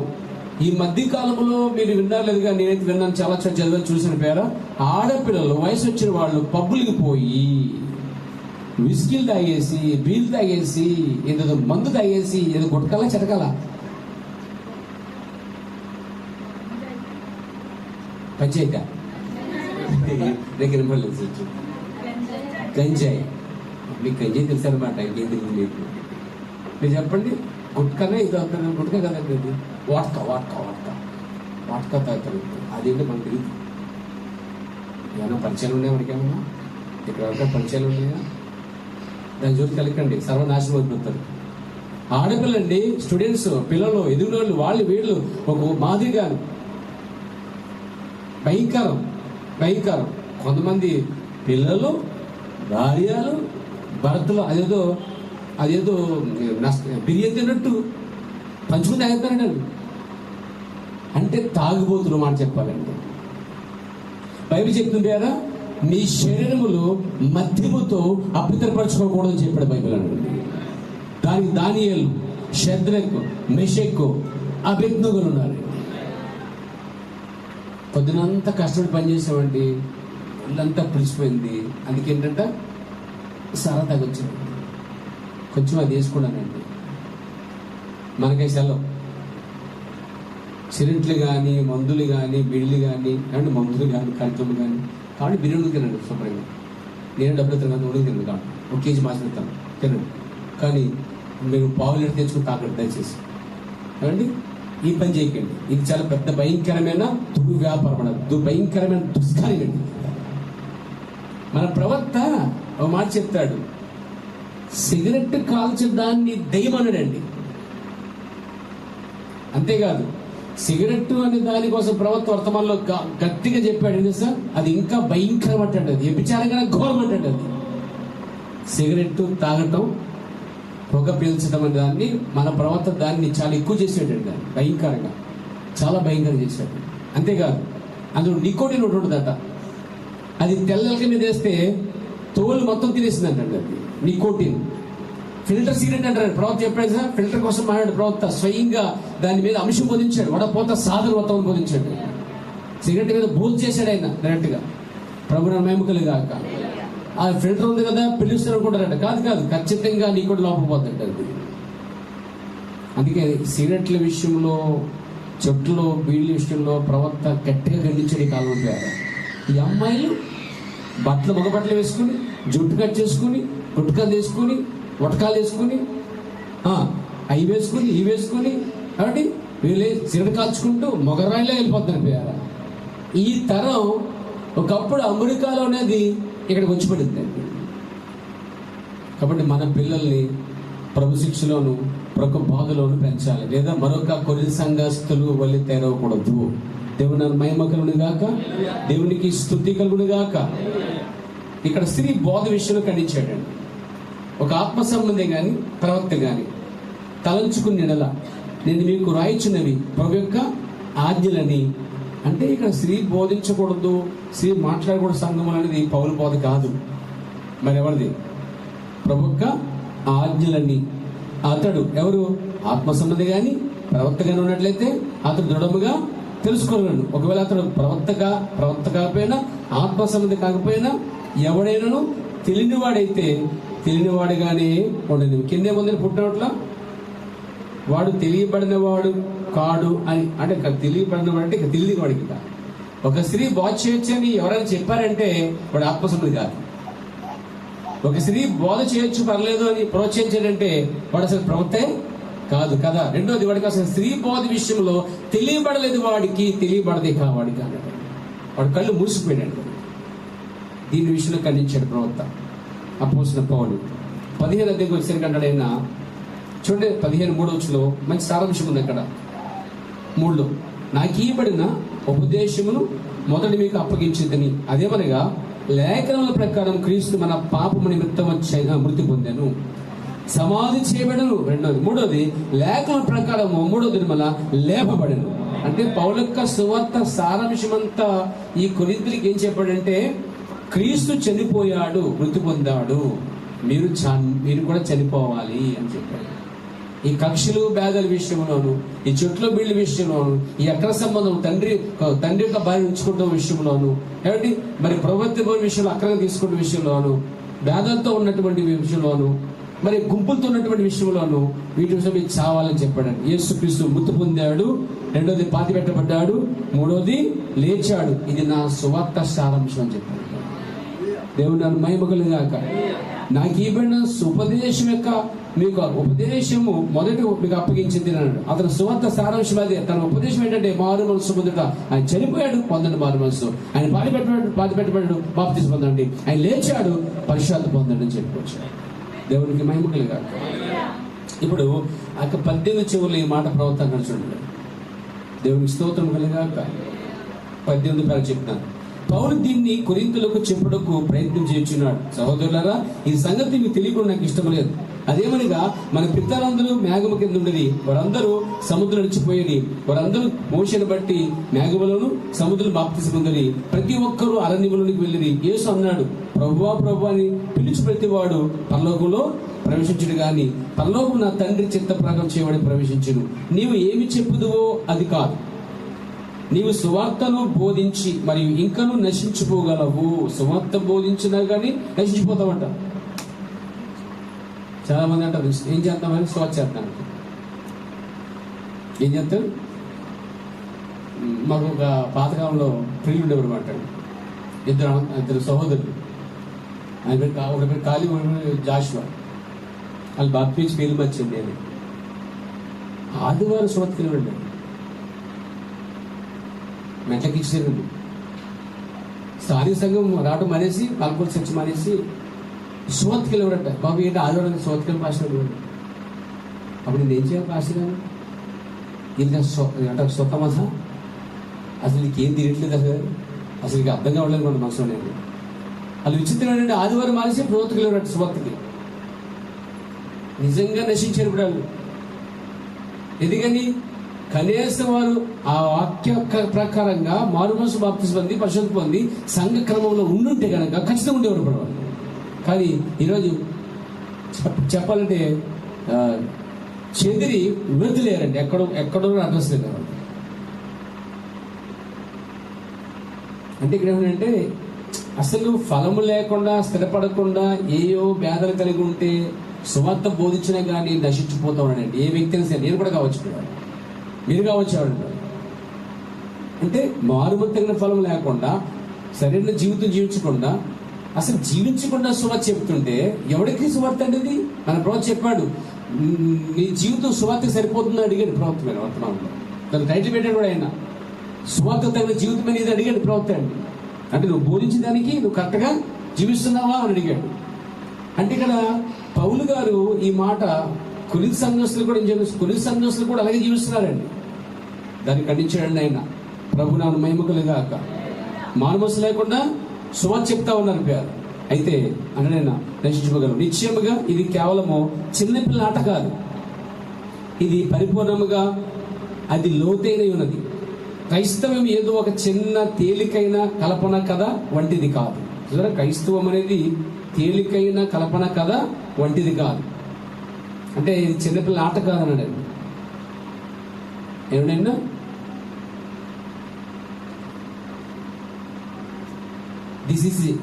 This is not just little kind of ఆట కాదని చెప్పి. ఆటలు ఆడకూడదంట. క్రైస్తవ సంఘాలు ఆటలేవా? ఆటలేవా? ఆటలేవు. మీరు రకరకాల ఆటలు ఉంటాయి వాళ్ళకి. అసలు భక్తి ఒక ఆట అయిపోయింది వాళ్ళకి. క్రిస్మస్ వస్తే ఆటే పాట ఆటలే. కానీ ప్రభుత్వం క్రైస్తవం ఏదో ఒక చిన్న తేలికైన కల్పన కథ వంటిది కాదు. క్రైస్తవం అనేది చిన్నపిల్ల ఆట కాదు. నేను సంగమునకు వెళ్తున్నాను, వెలుట నా కర్తవ్యమై ఉన్నది. అది క్రైస్తవం కాదు సోదరుడా. క్రైస్తవం అది కాదు, అది దేవుడు చేసిన ఒక కార్యమై ఉన్నది అంతే. క్రీస్తులో దేవుడు నిన్ను ఎన్నుకొని ఉన్నాడు. ఇది తెలుసుకోవాలి ఫస్ట్. సంఘంలో ఆటలు కాదు, కానీ సంఘంలో ఏళ్ళ పాటలు ఎంత తెలుసు మీకు? క్రిస్మస్ రోజుని 1వసారి 2వసారి 3వసారి పాట. విచిత్రం ఏంటంటే పళ్ళని తెస్తారండి, డబ్బులు ఆలి ఈయన అమ్ముకుంటారు, వాళ్ళు కొనుక్కుంటారు, మళ్ళీ డబ్బులు వస్తారు, మళ్ళా ఇవాళ బయట పెడతారు. అది ఆట కదా. కొంచెం పిల్లలకి అంటారంట, తీసుకొచ్చి ఆడారు మీటింగ్ వెళ్తే ఆ పిల్లలకి అన్నారంట దేవునికి అంటారు దాన్ని ప్రతిష్ఠ కాదు, దేవుని పాట అంట. ప్రతిష్ఠ వేరు, పాట వేరు. విచిత్రం ఏంటంటే ఒకసారి మీటింగ్ వెళ్తే అదే మేము అనుకున్నామండి, బాబుని దేవునికి బాబుని పాట వేస్తారంట. బాబుని పాడుకోండి పాఠాలు. ఎందుకు ఎలా పాడుకుంటావు? కన్నవాళ్ళే పాడుకుంటారు. నాకు అనిపించింది ఈ పాటలు ఎవరైనా కనుక గట్టిగా బయలు పాడేసుకుంటే ఉంటుంది. ఆట కదా, దాన్ని ఏమంటారండి? ఆట కదా. నాకు లోపల నవ్వు వస్తూ ఆ రోజు నేనే వాక్యం చెప్పాలి అక్కడ. లేచిన తర్వాత అసలు దేవుని దగ్గర ఇలాంటి ఆటలు ఎక్కడ అని చెప్పారు. మళ్ళీ నన్ను ఇంకోసారి దేవుడి సరికి చెప్తున్నాను, ఇంకోసారి నన్ను మళ్ళీ పిలవలేదు ఆ పాస్ గారు. పిలవడం ఎందుకు పిలుస్తాడు? పాస్ గారికి పొగేసి ఇది బాగా చేయండి అంటే ఇంకోసారి పిలుస్తాడు. నిజం చెప్పేవాడు ఎవరు పిలవలేదు సార్. సంఘాలు ప్రవక్త గడిలో ప్రవక్త గట్టిగా వాక్యం చెప్పినట్ట, నిజం చెప్పినప్పుడట సంఘాలు ద్వారాలు మూసేసారు ప్రవక్త. అప్పుడు దాకా పిలిచారు ఆయన్ని. ఒకసారి ఆయన ఎక్కడికి వెళ్ళాడట, వన్నెస్ పీపుల్ దగ్గరికి వెళ్ళాడు, అంటే ఏకాత్మ ప్రజల దగ్గరికి వెళ్ళాడు. అంటే ఒకసారి ఆయన బయట ఎక్కడ ఉంటే ప్రతి బళ్ళి మీద ప్రతి కార్ల మీద వెనకాల ఓన్లీ జీసస్ అనే బోర్డు కనిపించింది. స్టిక్కర్ అనేది బోర్డు కనిపించి ఓన్లీ జీసస్ ఏంటి అంటే కేవలం యేసుని, అంటే కేవలం యేసు గుంపు వారు అక్కడ ఉన్నారు. ఇప్పుడు ప్రవక్త కాలంలోనే, ప్రవక్త కంటే ముందు ఉన్నారు వాడు, గుర్తుపెట్టుకోండి. యేసు గుంపు అన్నమాట. ఓన్లీ జీసస్ గుంపు ఒకటి ఉంది, ప్రవక్తకు రాకమునిపి ఉంది. ఆయన ఇదొకటి ఉందా అని చెప్పి ఆయన వెళ్ళాడు వాళ్ళతో పాటు. ఆ కార్లు ఇంకా స్టిక్కర్ చూసి ఆయన కూడా వెళ్ళిపోయాడు. మనం పక్షులను చూసి పిక్చర్ పని చేస్తాం చూడండి, అలాగనమాట. అప్పుడప్పుడు పక్షుల బొమ్మ చూసి పిక్స్ పని చేస్తూ ఉంటాం ఒకసారి. మనోళ్ళ దెయ్యలు కూడా దాంతో జాగ్రత్త పెట్టుకోండి. పక్షుల బొమ్మ ఇస్తే మాత్రం అందరూ పక్షులు కాదండి, రాక్షసులు రాముదులు దాంట్లో ఉన్నారండి. ఈ వెళ్ళిపోయి కూర్చుంటే వాళ్ళంటండి ఆత్మ పొందుకుని ఇలా ఒక్కడు అలా ఒక్కడు అదో కొరింది సంగతి కానీ దేవుడి సంఘంలో పరిగెడతా వచ్చాడు బేభత్సంగా. ఈయన ఆశ్చర్యపడిపోయాడు, ఎంత ఆత్మ పొందుకుని ఎంత ఎగురుతుండేంటి అనుకున్నారు. ఆ రోజు ఆ మీటింగ్లో పాల్గొన్నాడు. ఎవరిద్దరు ప్రసంగం చేశారు. ఒకడు యువక పని చెప్పుకొచ్చాడు, ఒక నక్షత్రం చెప్పుకొచ్చాడు, అయిపోయింది. కూర్చున్నాడు ఆయన. ఈయన ఆ మీటింగ్లో పాల్గొన్నాడు అనమాట. 2 మీటింగ్ పాల్గొన్నాడు. సాయంకాలం మీటింగ్కి విలియం అనే వ్యక్తి ఒకటి ఉన్నాడు కదా, ఆయన పిలవండి అన్నాడు అధ్యక్షుడు. ఆయన వెనక దాక్కున్నాడంట ఆయన. ఎందుకంటే ఆయన చిన్న ఒక షర్ట్ లైన్ తీసుకొచ్చాడు, హాఫ్ షర్ట్ లైన్ మామూలు నార్మల్ తీసుకొచ్చాడు. పైగా వాళ్ళందరూ బాప్టిస్టులు పెంతుకొస్తున్నారు అనమాట. అంటే ఏకత్వం చెప్పాలంటే ఏకత్వం అక్కడి నుంచి పుట్టుకొచ్చింది. ఓన్లీ జీసస్ గుంపు నుంచి వాళ్ళే ఏకత్వం నుంచి పెంతుకొచ్చింది. గుర్తుపెట్టుకోండి. పెంతుకోసం ఏకత్వం క్షమించండి, పెంతుకోసం నుంచి ఏకత్వం వచ్చింది. అంటే పెంతుకోసం కన్నా కాత మెరుగైన గుంపు ఏంటంటే ఏకత్వం, అలా ఓన్లీ జీసస్ అనమాట. ఈయన అనుకున్నాడు ఎంత గొప్పవారు ఉన్నారని చెప్పి ఇలా ఆత్మ పొందుకొని ఎగురుతం చేస్తుంటే ఆశ్చర్యపడ్డాడు. నాకు పరిశోధన రావట్లేదు కూడా నేను. సరే చెప్పి ఏం చేసినట్టు ఆయన గడిపాడు. వాక్యం సాయంకాలం పిలిచారు ఆయన్ని. ఒకడు అంటాడు, ఇదిగో బ్రెండ్ ఇక్కడే ఉన్నాడు అని చెప్పాడు. మరి చెప్పరా బాబు బాబు అన్నాడు. ఈయన మొత్తం మీద వెళ్ళాడు. జస్ట్ అక్కడ చెప్పే సబ్జెక్ట్ ఎవరు చెప్పగలరు? అక్కడ సబ్జెక్ట్ చెప్పాడు ప్రవక్త. మనం పుస్తకాలు చదివితే కదా మరి ఎగ్జామ్లో పాస్ అవ్వడానికి మనం చదవగా, అందుకే మనం కళ్ళు వేసి అన్నట్టు చెప్తున్న ఎక్స్ప్రెషన్. ధనవంతుడు పాతాల్లో కళ్ళెత్తి ఏడ్చిన సబ్జెక్ట్ బోధించాడు. ధనవంతుడు పాతాల్లో కళ్ళెత్తి ఏడ్చిన సబ్జెక్ట్ బోధించాడు. ఆ సబ్జెక్ట్ వండర్ఫుల్ మాట. వాడికి స్థలం ఉంది అక్కడ నరకంలో, వాడు ఆ పాతాల్లో బాధపడతాడు. మారుమోస సమయం లేదు వాడికి. కంటికి సమయం ఉన్న చెవి కట్టించాడు. అప్పుడు ఆయనకు వచ్చే ఆహ్వానాలండి స్టేజ్ దగ్గరనే మా దగ్గర చెప్పి ఆహ్వానిస్తారు ఆయనకి. ఇక్కడ కూరుకుని మొత్తం ఆయన ఇన్సిడెంట్స్ అన్ని ఇంటికి వచ్చాడు. ఇంటికి వస్తే అక్కడ ఉన్న భార్య దగ్గర వచ్చాడు. భార్య ఎవరు చేసేటప్పుడు హోప్ అండి, సంతోషం. అంటే అక్కడ వెళ్ళేటప్పుడు కొన్ని మీటింగ్స్ వెళ్ళినప్పుడు భార్యని కూడా తీసుకెళ్ళేంత భేద రకమైంది. కేవలం ఇల్లు రావటం మాత్రమే ఇంచుమించుగా పెట్రోల్ చనిపోయేది అనమాట బండికి. అంతకు మించి ఏమీ ఆయన శాండ్విచ్ కూడా డబ్బులు ఉండేది ఒకసారి, జస్ట్ ఏదో తన మట్టికి. కాబట్టి కొన్ని సందర్భాల్లో శుభార్తగా అక్కడే వెళ్ళేవాడు అనమాట. ఎవరిని తీసుకెళ్ళిపోయాడు పరిస్థితి అది. ఈసారి అంటాడు, హని మనకి బోలు ఆహ్వానాలు వచ్చాయి, ఈసారి నేను తీసుకెళ్తాను, నిన్న కూడా పెట్టుకొని మనం వెళ్తాం మీటింగ్స్కి అని ఆనందం చెప్తుంటుంటే అలా ఎవరు హోప్ యొక్క తెల్లి పక్కనే ఉంది. ఆమె పేరు చెప్పగలరు? అంటే బూరు పాకమా ఏంటి సరి చెప్పడం మాట బురుంబాక. ఆమంటే ముందే భయం కొద్ది వీరికి. ఎందుకంటే మన భాషలో పాత్ర సూర్యకాంతం ఉండదు కదా, ఆ టైప్ ఉండేది అనమాట. విలన్ కొంతమంది చూస్తే మాట్లాడిపోతుందండి, కొంతమంది చూస్తే కూర్చోబెట్టి మాట్లాడిపిస్తుంది. అదో ఫేసు. పాత పశువుల్లో బలంగా ఉంటుంటే చూసుకుంటుంటే ఎవరు మాట్లాడతారు మనతోటి, ఫ్రీగా ఉంటే మాట్లాడే ఉంటుంది మనతో.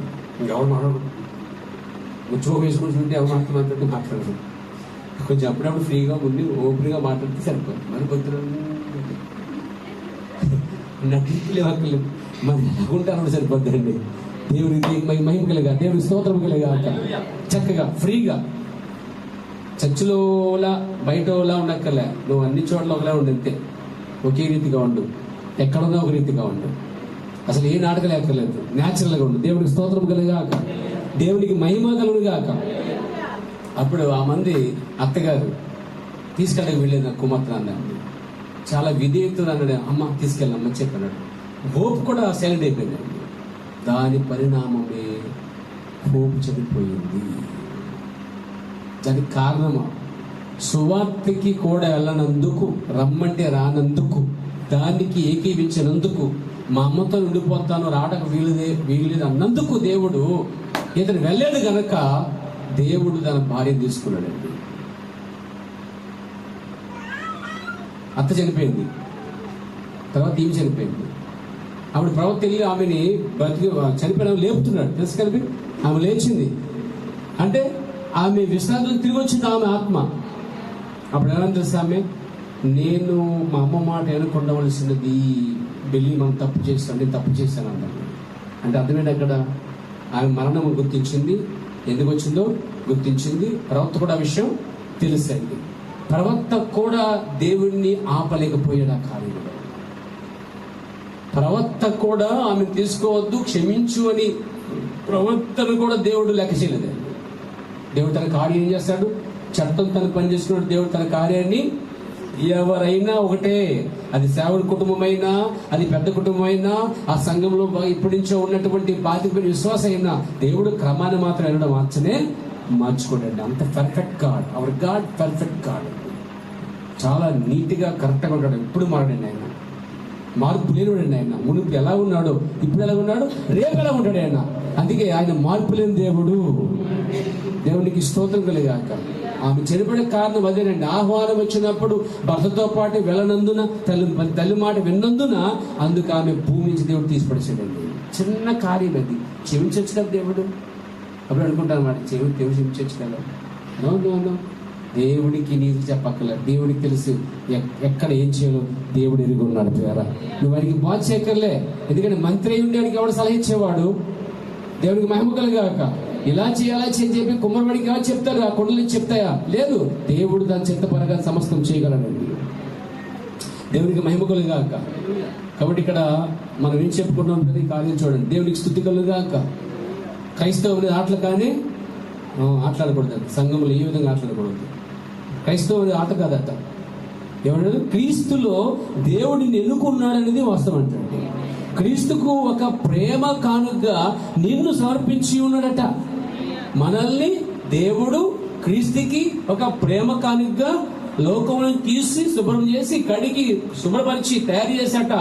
ఆదాముగా ఇచ్చాడో అలా దేవుడట నిన్ను తీసుకొచ్చి క్రీస్తుకి ఒక ప్రేమ కానుక ఇచ్చాడట. నేనెవరు తెలుసా? క్రీస్తుకి ఒక ప్రేమ కానుకని. నీవెవరు తెలుసా? క్రీస్తుకి ఒక ప్రేమ కానుకవి. నీవెవరు తెలుసా? క్రీస్తుకి ఒక ప్రేమ కానుకవి.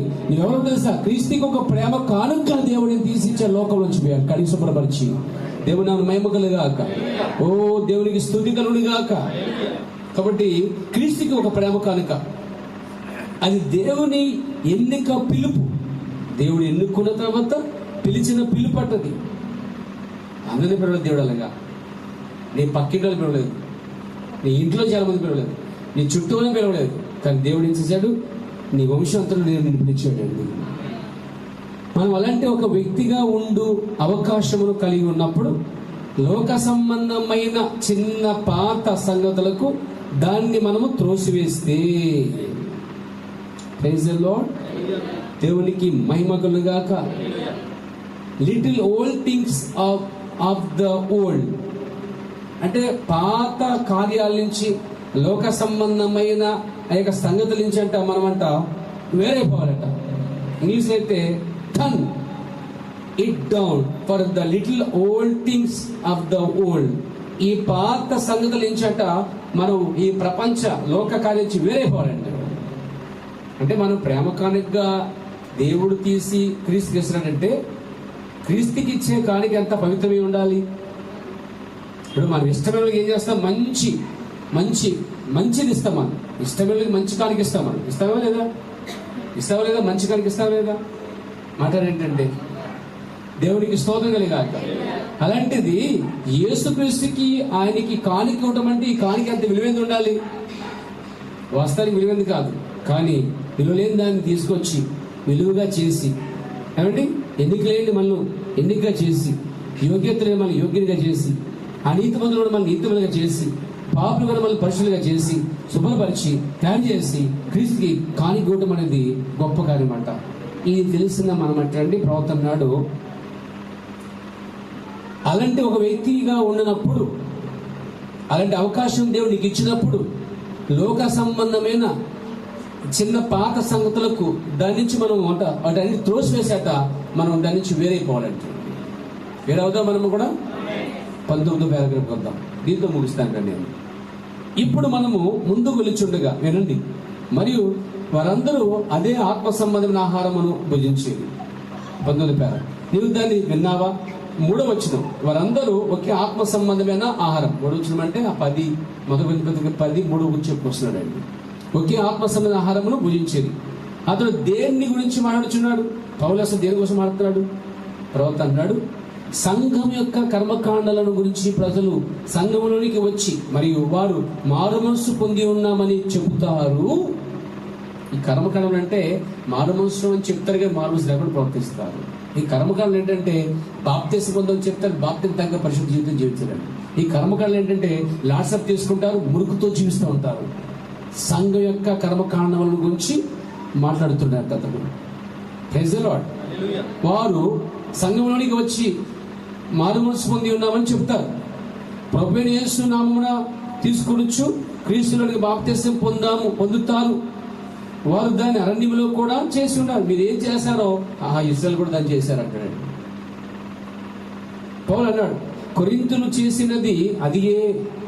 వారు వచ్చి క్రీస్తులోనికి బాప్తిసం పొంది ఉన్నారు. కొరింథీ సంఘస్థులందరూ మారు మనసు పొందామనుకుంటున్నారు, మారు మనసు పొందామనుకున్నారు, కానీ మారు ఫలాలు లేవు.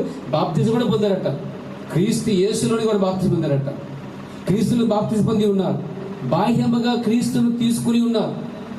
పైకే తీసుకున్నారట, పైపెచ్చికి వృత్తపరముగా ఆయనను స్వీకరించినట్లుగా వారి నమ్మకమును ప్రకటించి ఉన్నారు. జ్ఞానయుక్తముగా వారు ఆయనను అంగీకరించి ఉన్నారు. జస్ట్ ఏదో జ్ఞానయుక్తంగా అంగీకరించారు తప్ప క్రీస్తులో మాత్రం జీవించలేదు వారు. అయితే సోదరుడా, అది తెలివి కంటే మరి ఎంతో ఎక్కువగా ఉన్నది. అది ఎలా ఉందంటే మారు పొందామంటున్నారు, బాప్తిసం పొంది ఉన్నామంటున్నారు, మేము క్రీస్తుతో కలిగి ఉన్నామంటున్నారు. క్రియలు చూస్తే చెడ్డగా ఉండే సంఘంలో అంటే తెలివి కంటే అది ఎంతో ఎక్కువగా ఉందట. తెలుగు కన్నా మించిపోయిందంటే ఈ కార్యం. అంటే కొరింథీ సంఘస్థులు ఎవడాలంటే తెలుగు కంటే ఎక్కువగా చేస్తున్నారు. అది దానికి పైగా వెళ్తుంది. అది యథార్థమైన పుట్టుకకు వెళ్తుంది. ఏదో ఒక ఉద్రేకభరితమైన మానసిక ఆలోచన కాదు. అయితే అది ఒక జన్మయున్నది. ఏం చెప్తున్నాడు ఇక్కడ? కొరింథీ సంఘస్థులు తిరిగి జన్మించవలసిన అవసరం ఉన్నది. తిరిగి జన్మించకుండా మారు మనసు పొందేశారు, తిరిగి జన్మించకుండా బాప్తిసం పొందేశారు, తిరిగి జన్మించకుండా ప్రభుత్వం చేసుకుంటున్నారు. కానీ చేయవలసింది ఏంటంటే తిరిగి జన్మించవలసి ఉన్నది. ఆ కారణం ప్రవర్తన ఒక చోట సాక్షరత్వాల ప్రవర్తన అన్నాడు, ఈ రోజు చాలా మంది చనిపోకుండా సమస్య చేస్తున్నారు అన్నాడండి. అర్థం ఏంటంటే మారు మనసు లేకుండానే చాలా మంది బాప్తిసాలు ఇచ్చేస్తున్నారండి. దేవునికి స్తోత్రము కలుగాక. చూడండి, నీవు ఇదివరకు చేయని కార్యములను చేస్తుంది, అది నీవు ప్రేమించలేని వారిని ప్రేమించడం చేస్తుంది. దేవునికి స్తోత్రం కలుగాక. ఏది? ఒక జన్మ, తిరిగి జన్మించిన అనుభవం. Bone again. దేవునికి స్తోత్రం కలుగాక. ఒక అనుభవం, అది తిన్నగా నీ హృదయమంతరంలోనికి వెళ్ళి అది అంతరంగం జీవిని మార్చివేస్తుంది. దేవునికి స్తోత్రం కలుగాక. ఒక జన్మ అనేదట క్రీస్తు విషయంలో తిరిగి జన్మించగలిగితే అట ప్రవక్త అన్నాడు, అది అంతరంగంలోనికి పోద్దట. అంతేకాదు, అది తిన్నగా హృదయంతరంగంలోనికి వెళ్ళి అది అంతరంగ జీవిని మార్చేస్తుందంట. ఎంత మంచి మాట్లాడండి. అంటే ఇక్కడ కొరింథీ సంఘస్థులకి అన్నీ తెలుసు కానీ తిరిగి జన్మించడం తెలియదు. ఈరోజు క్రైస్తవులకు అన్నీ తెలుసు కానీ ఏం లేదు తిరిగి జన్మించే అనుభవం లేదంటండి. నిజంగా తిరిగి జన్మించే అనుభవం ఉంటే కానీ ప్రవక్త అన్నాడుగా అంతరంగంలోనికి అంతరంగ జీవుని మార్చివేస్తుంది. మరొక మాటలో చెప్పాలంటే అది నీవు ఇదివరకు చేయని కార్యములను చేస్తుంది. ప్రభు స్తోత్రం కలుగాక. ఇంతవరకు ఎన్నడూ చేయని కార్యం చేస్తావాడు నువ్వు. Praise the lord. అది నీవు ప్రేమించలేని వారిని కూడా ప్రేమించేటట్లు చేస్తుంది. ఇక్కడ తిరిగి జన్మించిన అనుభవం గల వారికి అయితే అంతరంగంలో ఒక మార్పు, అంతరంగ జీవనే మార్చేస్తుందట ఆ తిరిగి జన్మించిన అనుభవం. అంతేకాదు నీవు ఎప్పుడు చెడుకాలు చేస్తావట. అంతేకాదు నువ్వు ప్రేమించలేని వారిని కూడా ప్రేమించేటట్లు చేసేది ఆ తిరిగి జన్మించిన అనుభవము. ప్రభుకి మహిమ కలుగాక, దేవుడికి స్తోత్రం కలుగాక. ఇంకేమన్నా చూద్దాం పేద. నీవు ఎన్నడైనా తలంచని, నీవెన్నడైనా ప్రవర్తించని రీతిలో అది నీవు ప్రవర్తించినట్లు చేస్తుంది. అంటే ఏంటి? ఇక్కడ ఒక తిరిగి జన్మించి అనుభవించినప్పుడు మాటలు, చూపులు, కార్యాలు, పద్ధతులు అన్నీ ఒక విధంగా మారిపోతాయండి. మరి మారాయా? ఎంతమంది మారాయి? దేవునికి స్తోత్రం. చూడండి, ప్రేమించలేని వారిని కూడా ప్రేమించినట్లు మరి మన క్రైస్తవులు ప్రేమించలేకపోతున్నారు. అంటే ప్రేమించలేని వారిని కూడా ప్రేమించినట్లు చేసేసింది ఏంటిది? తిరిగి జన్మించిన.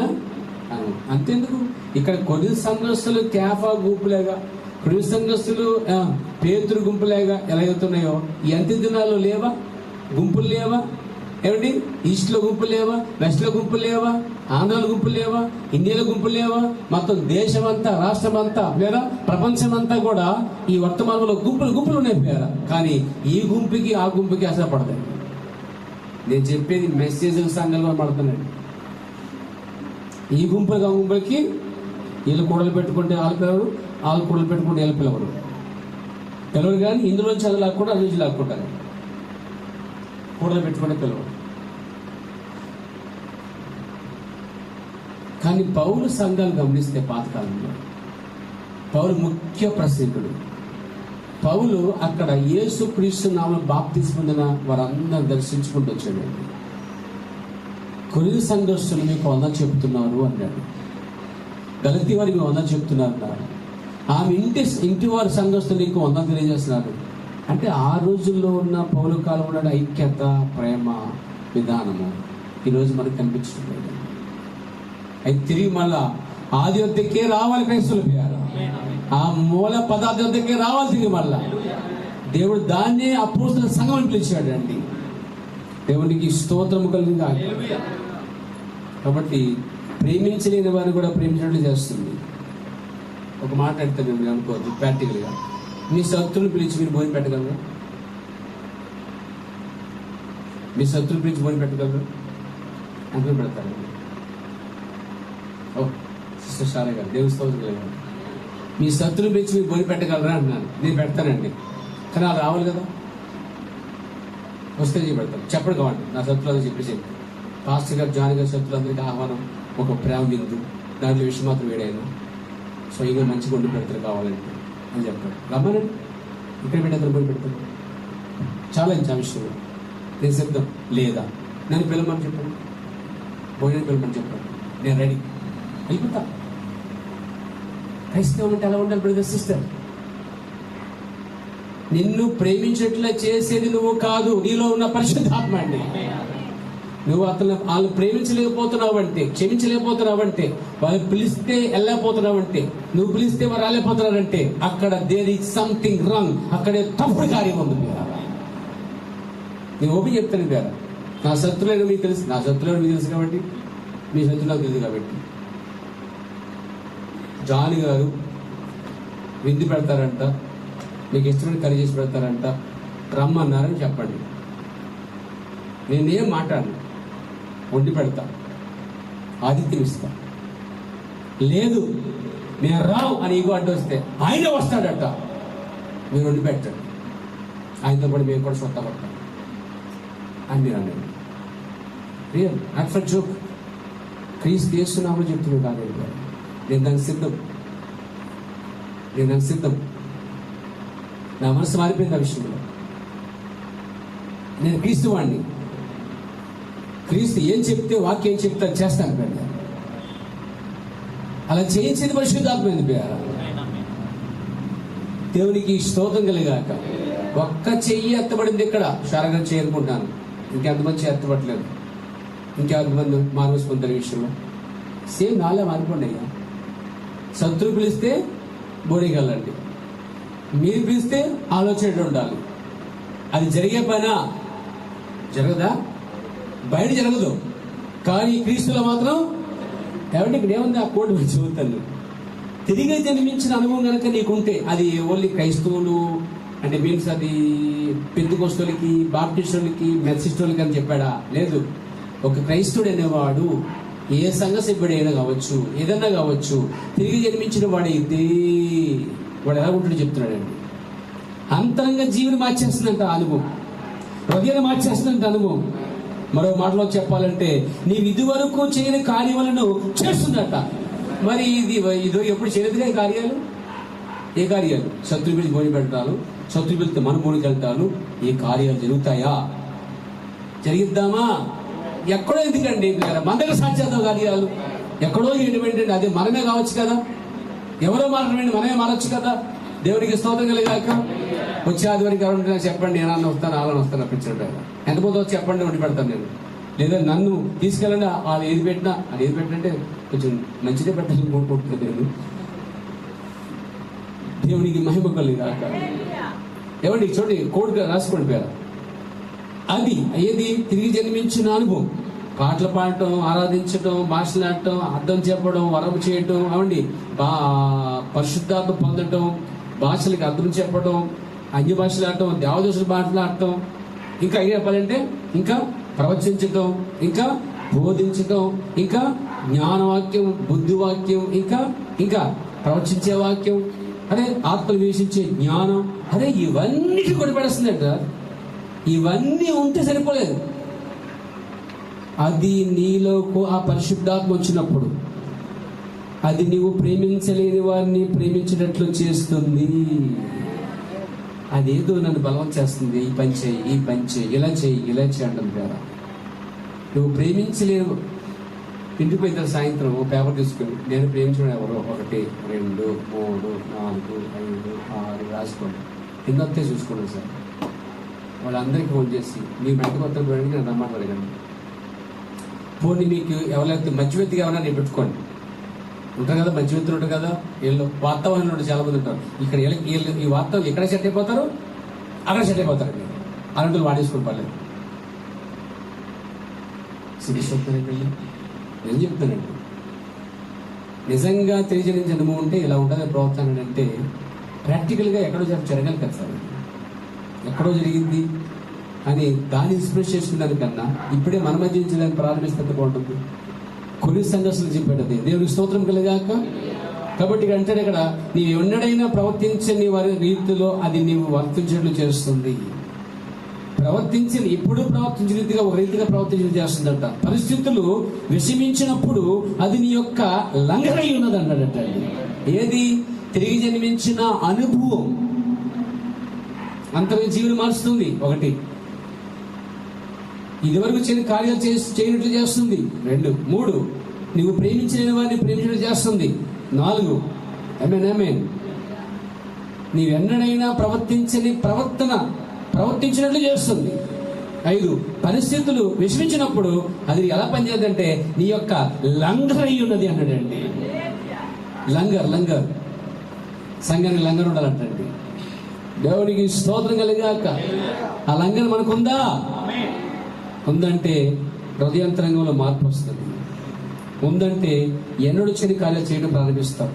ఉందంటే నువ్వు ఎవరు ప్రేమించలేకపోతున్నావో వారిని ప్రేమించినట్లు చేసేస్తున్నారు. ఇప్పుడు నువ్వు ప్రేమించలేకపోతున్నావు, మరి అవతల ప్రేమించలేదు కదా, అది కూడా వర్తిస్తుంది. ఈ మాట నీకు వర్తిస్తుంది, వాళ్ళకి వర్తిస్తుంది.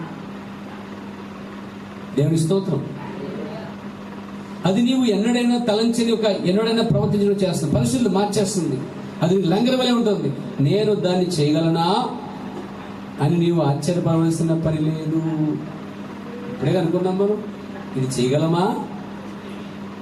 అని ఆశ్చర్యమైన అవసరము అసలు ఇలాంటి బోధ ఉంటుందా మనకి? ఇలాంటి బోధ ప్రవక్త చెప్పాడా? ఇలా ఉండమని చెప్పాడా? 7 మద్దుల్లో 7 సంఘాలలో అబ్బా అన్ని తెరవబడ్డాయి, ఓ మేము నిజంగా వధువు సంఘమై ఉన్నాం. అవన్నీ కాదు. ఇక్కడ నీ శత్రుని ప్రేమించలేని వారిని ప్రేమించి చూపించు, అది మెసేజ్ అండి. పౌలు చెప్పిన సంఘస్థులకి ఇవన్నీ ఓ పక్క అయితే, ఓ పక్క తిరిగి జన్మిస్తే పరిస్థితులన్నీ వేరుగా ఉంటాయని చెప్పాడండి. ఎన్నిటికంటే గొప్పది ఇప్పుడు తిరిగి జన్మించడమే కార్యం. తిరిగి జన్మించిన అనుభవాన్ని ఎక్కువ చూపిస్తున్న ప్రవక్త పేరు దీన్ని చూస్తుంటే. ఈ కార్యాలు కాదు, వరాలు పరాలు కాదు, కానీ పరిపూర్ణంగా తిరిగి జన్మించాలని చెప్తాడు. దేవునికి స్తోత్రం కలిగాక. చూడు, ముగింపు వస్తున్నాను. నీవు ఆశ్చర్యపోవాల్సిన పని లేదు. ఓ కాదు, నేను దాన్ని చేయగలనా అన్నది కాదు, అది ఇదివరకే నా కొరకు చేయబడి ఉంది. నాలో ఉన్న క్రీస్తు తానే స్వయంగా దాన్ని చేసి ఉన్నాడు. యేసుక్రీస్తు అంటే పండవారు బైబిల్లో ఉన్నారు తెలుసా మీకు? శాస్త్రులు, పరిసయ్యులు, సద్దికులు. వాళ్ళు ఏమన్నా ఆర్ఎస్ఎల్ అనుకుంటారా? వాళ్ళు ఏమైనా భజన అనుకుంటారా? No no. వారు ఏమైనా అంజన్ అనుకుంటారా? No no. వారు బైబిల్ ఎరిగిన పండితులు, ధర్మశాస్త్రం పఠించేటువంటి ధర్మదేశ ఉపదేశులు వాళ్ళు. ఈయనంటే కష్టపడదండి. వీళ్ళందరూ ఒక మీటింగ్ పెట్టుకుని మాట్లాడుకున్నట్ట, ఈసారి ఆ యొక్క యేసుని అవమానపరచాలి అని మాట్లాడుకుని సిమోన్ అనే వ్యక్తిని పిలిచి మీ ఇంట్లో విందు ఏర్పరిచి అతన్ని ఎంతగా అవమానపరచాలో అంతగా అవమానపడతాను. ఇది రియల్ స్టోరీ, రియల్ ప్రొచ్చుపడి కాదు. అతన్ని ఎంతగా అవమానపరచాలో అంతగా మనము కసి అనమాట. ఈయన ఏం చేసే పాపం? ఈయన సత్యం బోధిస్తున్నాడు, నిజాన్ని బోధిస్తున్నాడు, స్వస్థత చేస్తున్నాడు, జీవిస్తున్నాడు. ఆయన స్వస్థతలే కాబట్టి జీవితం ఆయనలో తిరిగి జరించిన అనుభవం అంతలో ఉంది. ఎవరికైనా హానికరుడు కాడు యేసుక్రీస్తు, కానీ వీళ్ళకి మాత్రం ఆయన అంటే పట్లే. కానీ అవమానపరచాలని తెప్పించారట. ఓ రోజున సిమ్మని ట్యూన్ చేసి పంపించి తయారు చేసి ఏం చేయాలంటే ఒక మీటింగ్ అరేంజ్ చేశారు. కావాలని ఒక విందు ఏర్పాటు చేశారు. పిలవాలి అతన్ని. నువ్వు పిలిచిన తర్వాత అతన్ని ఇక్కడ అవమానం ఏర్పరుస్తావు, అందరినీ నిలుస్తావు, అతను నీళ్ళు ఇవ్వద్దు. అందరికీ టవల్ ఇస్తావు, ఇవ్వద్దు. అందరికీ అత్ర పోస్తావు, అతను వేయొద్దు. అందరికీ రమ్మని చెప్పి ఒక ప్రత్యేక స్థానం కూర్చోబెడతావు, నువ్వు అతను అసలు పట్టించుకోవద్దు. ఇది రియల్ స్టోరీ. అసలు కథ ఇది. దేవుని మహిమ కలుగాక. మీకు తెలుసా, ఎవడన్నా యూదుల్లో విందుకు పిలిస్తారంటండి, రాగాని గుమ్మం దగ్గర అతనికి ఏం చేయాలట? నీళ్లు తల కూడా అంటవలసి ఉంటుంది, అవసరం లేదు. నూనెతో అంటవలసి ఉంటుంది, సెంటు పోవలసి వస్తుంది, టవల్ ఇవ్వాల్సి వస్తుంది తుడుచుకోవడానికి. తీసుకెళ్ళి జాగ్రత్తగా ఘనంగా తీసుకెళ్ళి చోట అతనే కూర్చోబెట్టాలి. తీసుకెళ్ళి ఆహ్వానించిన వాడు క్రీస్తుకి ఇన్విటేషన్ వచ్చింది అంట. చూసుకున్నాడు ఆయన సామాన్యుడు ఏమన్నా ఆయన అంతరంగానికి అంతరంగమై ఉన్నాడండి. ఆయన అసలు ఉపదేశులకే ఉపదేశుడండి, ఆయన జ్ఞానులకే జ్ఞానుడు. ఆయనకు అర్థమైపోయింది స్టోరీ. ఆయన కాలజ్ఞానుడు, భవిష్యత్తు వక్తదుడు, గతాన్ని చెప్పగలడు, జరిగింది చెప్పగలడు, జరగబోయేది చెప్పగలడు. ప్రభువుని యేసుక్రీస్తు అండి. చాలా తక్కువ చేశారు వీళ్ళు. కానీ వెళ్ళాడండి, తెలుసుండే వెళ్ళాడట. ప్రవక్త అన్నాడు, తెలుసుండే వెళ్ళాడట. నిన్ను అవమానపరుస్తున్నారని కానీ లీక్ అయితే నువ్వేం చేస్తావు? అమ్మా అంత కత్తికట్ట నా మీద నేను వెళ్ళను ఆ ఫంక్షన్కి అంటావు. ఒకవేళ ఫంక్షనే పెట్టి నిన్ను అవమానపరచాలని ఫిక్స్ అయిపోయాడు, నిన్ను పిలిచారు, మధ్యలో కనుక తెలిసింది, ఏం చేస్తావు? కారు తిప్పి వెళ్ళిపోతావు, బైక్ తిప్పి వెళ్ళిపోతావు, లేదా వెనక్కి వెళ్ళిపోతావు, అలా అక్కడికి వచ్చి కనబడి వెళ్ళిపోతావు. యేసు కూడా అలా చేయలేదు. అందరితో కూడా డైరెక్ట్గా వచ్చాడు. ఆయన కూడా పైగా శిష్యులు తీసుకొచ్చాడు. దేవుని స్తోత్రం కలిగాక. ఆయన కూడా శిష్యులు కూడా వస్తుంటే తెలుసు ఆయనకి ఇలా పట్టించుకునేది తగ్గ తెలుసు. అలాగే వచ్చాడు. నీళ్ళు ఇవ్వలేదు, నూనె అంటలేదు, దారి చూపించలేదు, సెంట్ వేయలేదు, గౌరవించలేదు, కనీసం అక్కడ వచ్చి పట్టించుకోలేదు. ఎందుకు? ఇదంతా అందరి ముందు ఆయన అవమానపరచాలనుకున్నారు వాళ్ళు. అదంతా ఆయన తెలుసు కాబట్టి మెల్లిగా మీకు తెలిసిన ప్రవర్తనడు ఆ యొక్క ఆ దేశంలో, పాకిస్తాన్ దేశంలో ఎక్కువ ఇసుక ఉంటుందండి. ఆ ఇసుక వల్ల ఈకున్న ఆ చెప్పులు కూడా ఆయన కూడా మొత్తం ఇక్కడ దాకా ఇసుక అయిపోయిందండి ఆయనకి శిష్యులు కూడా. ఆయన వచ్చి అలాగే ఉండి అలాగే కూర్చుని భోజనం చేస్తాడట. ఈ లోపు వెనక నుంచి వచ్చిన ఒక ఆమె తన కన్నీళ్ళతో ఏమండి నీళ్ళు తీసుకొచ్చి కడుగుతున్నట్టు, తలవంతో తులుస్తున్నట్టు. చూడండి, అవమానపరచడం కూడా స్థలంలో దేవుడు ఏం చేస్తున్నాడు? వారి కొమ్ము పైకెత్తుతున్నాడు. నిజంగా వారు అవమానపరుస్తారని పిలిచి పక్కా ప్లాన్తో పిలిచిన నువ్వు గనక ధీమాతో ధైర్యంగా నీళ్ళు తప్పు లేకపోతే ధైర్యంగా వెళ్ళి కూర్చో, దేవుడు నాకు ఏం చేస్తాడు? ఘనపరుస్తాడు ప్యారా, వారిని సిగ్గుపరుస్తాడు ప్యారా. ప్రతి స్థలంలో వారు సిగ్గుపరచబడ్డారంట. వాడి కసి పెరిగిపోయి నువ్వు ప్రవక్త అయితే తంతో తిన్నా అన్నాడు. ఆయన ఖర్చు చెప్పాడనమాట. అవును, ఎక్కువ ఇచ్చిన వాడే క్షమిస్తాడు. కాబట్టి మీ విస్తారణ పాపం వల్ల ఇదిగో నా బాధ కడుగుతుంది, ఇదిగో తరుడు తుడుస్తుంది. అదిగో కల్లి వచ్చుచున్నప్పటి నుంచి కాలు ముద్దు పెడితేనే ఉంది, కడుగుతూనే ఉంది, తుడిస్తేనే ఉంది. ఈమె పాపలు క్షమించబడి అని చెప్పాడు. ఇప్పుడు కనపరచబడి కదా. ఘనహీన పడే స్థలానికి వచ్చినప్పుడు దేవుడు నీకు తోడుగా ఉన్నప్పుడు ఆ తోడున్నప్పుడు ఏం చేస్తాడు? ఖచ్చితంగా కనపరుస్తాడు ప్రియారా.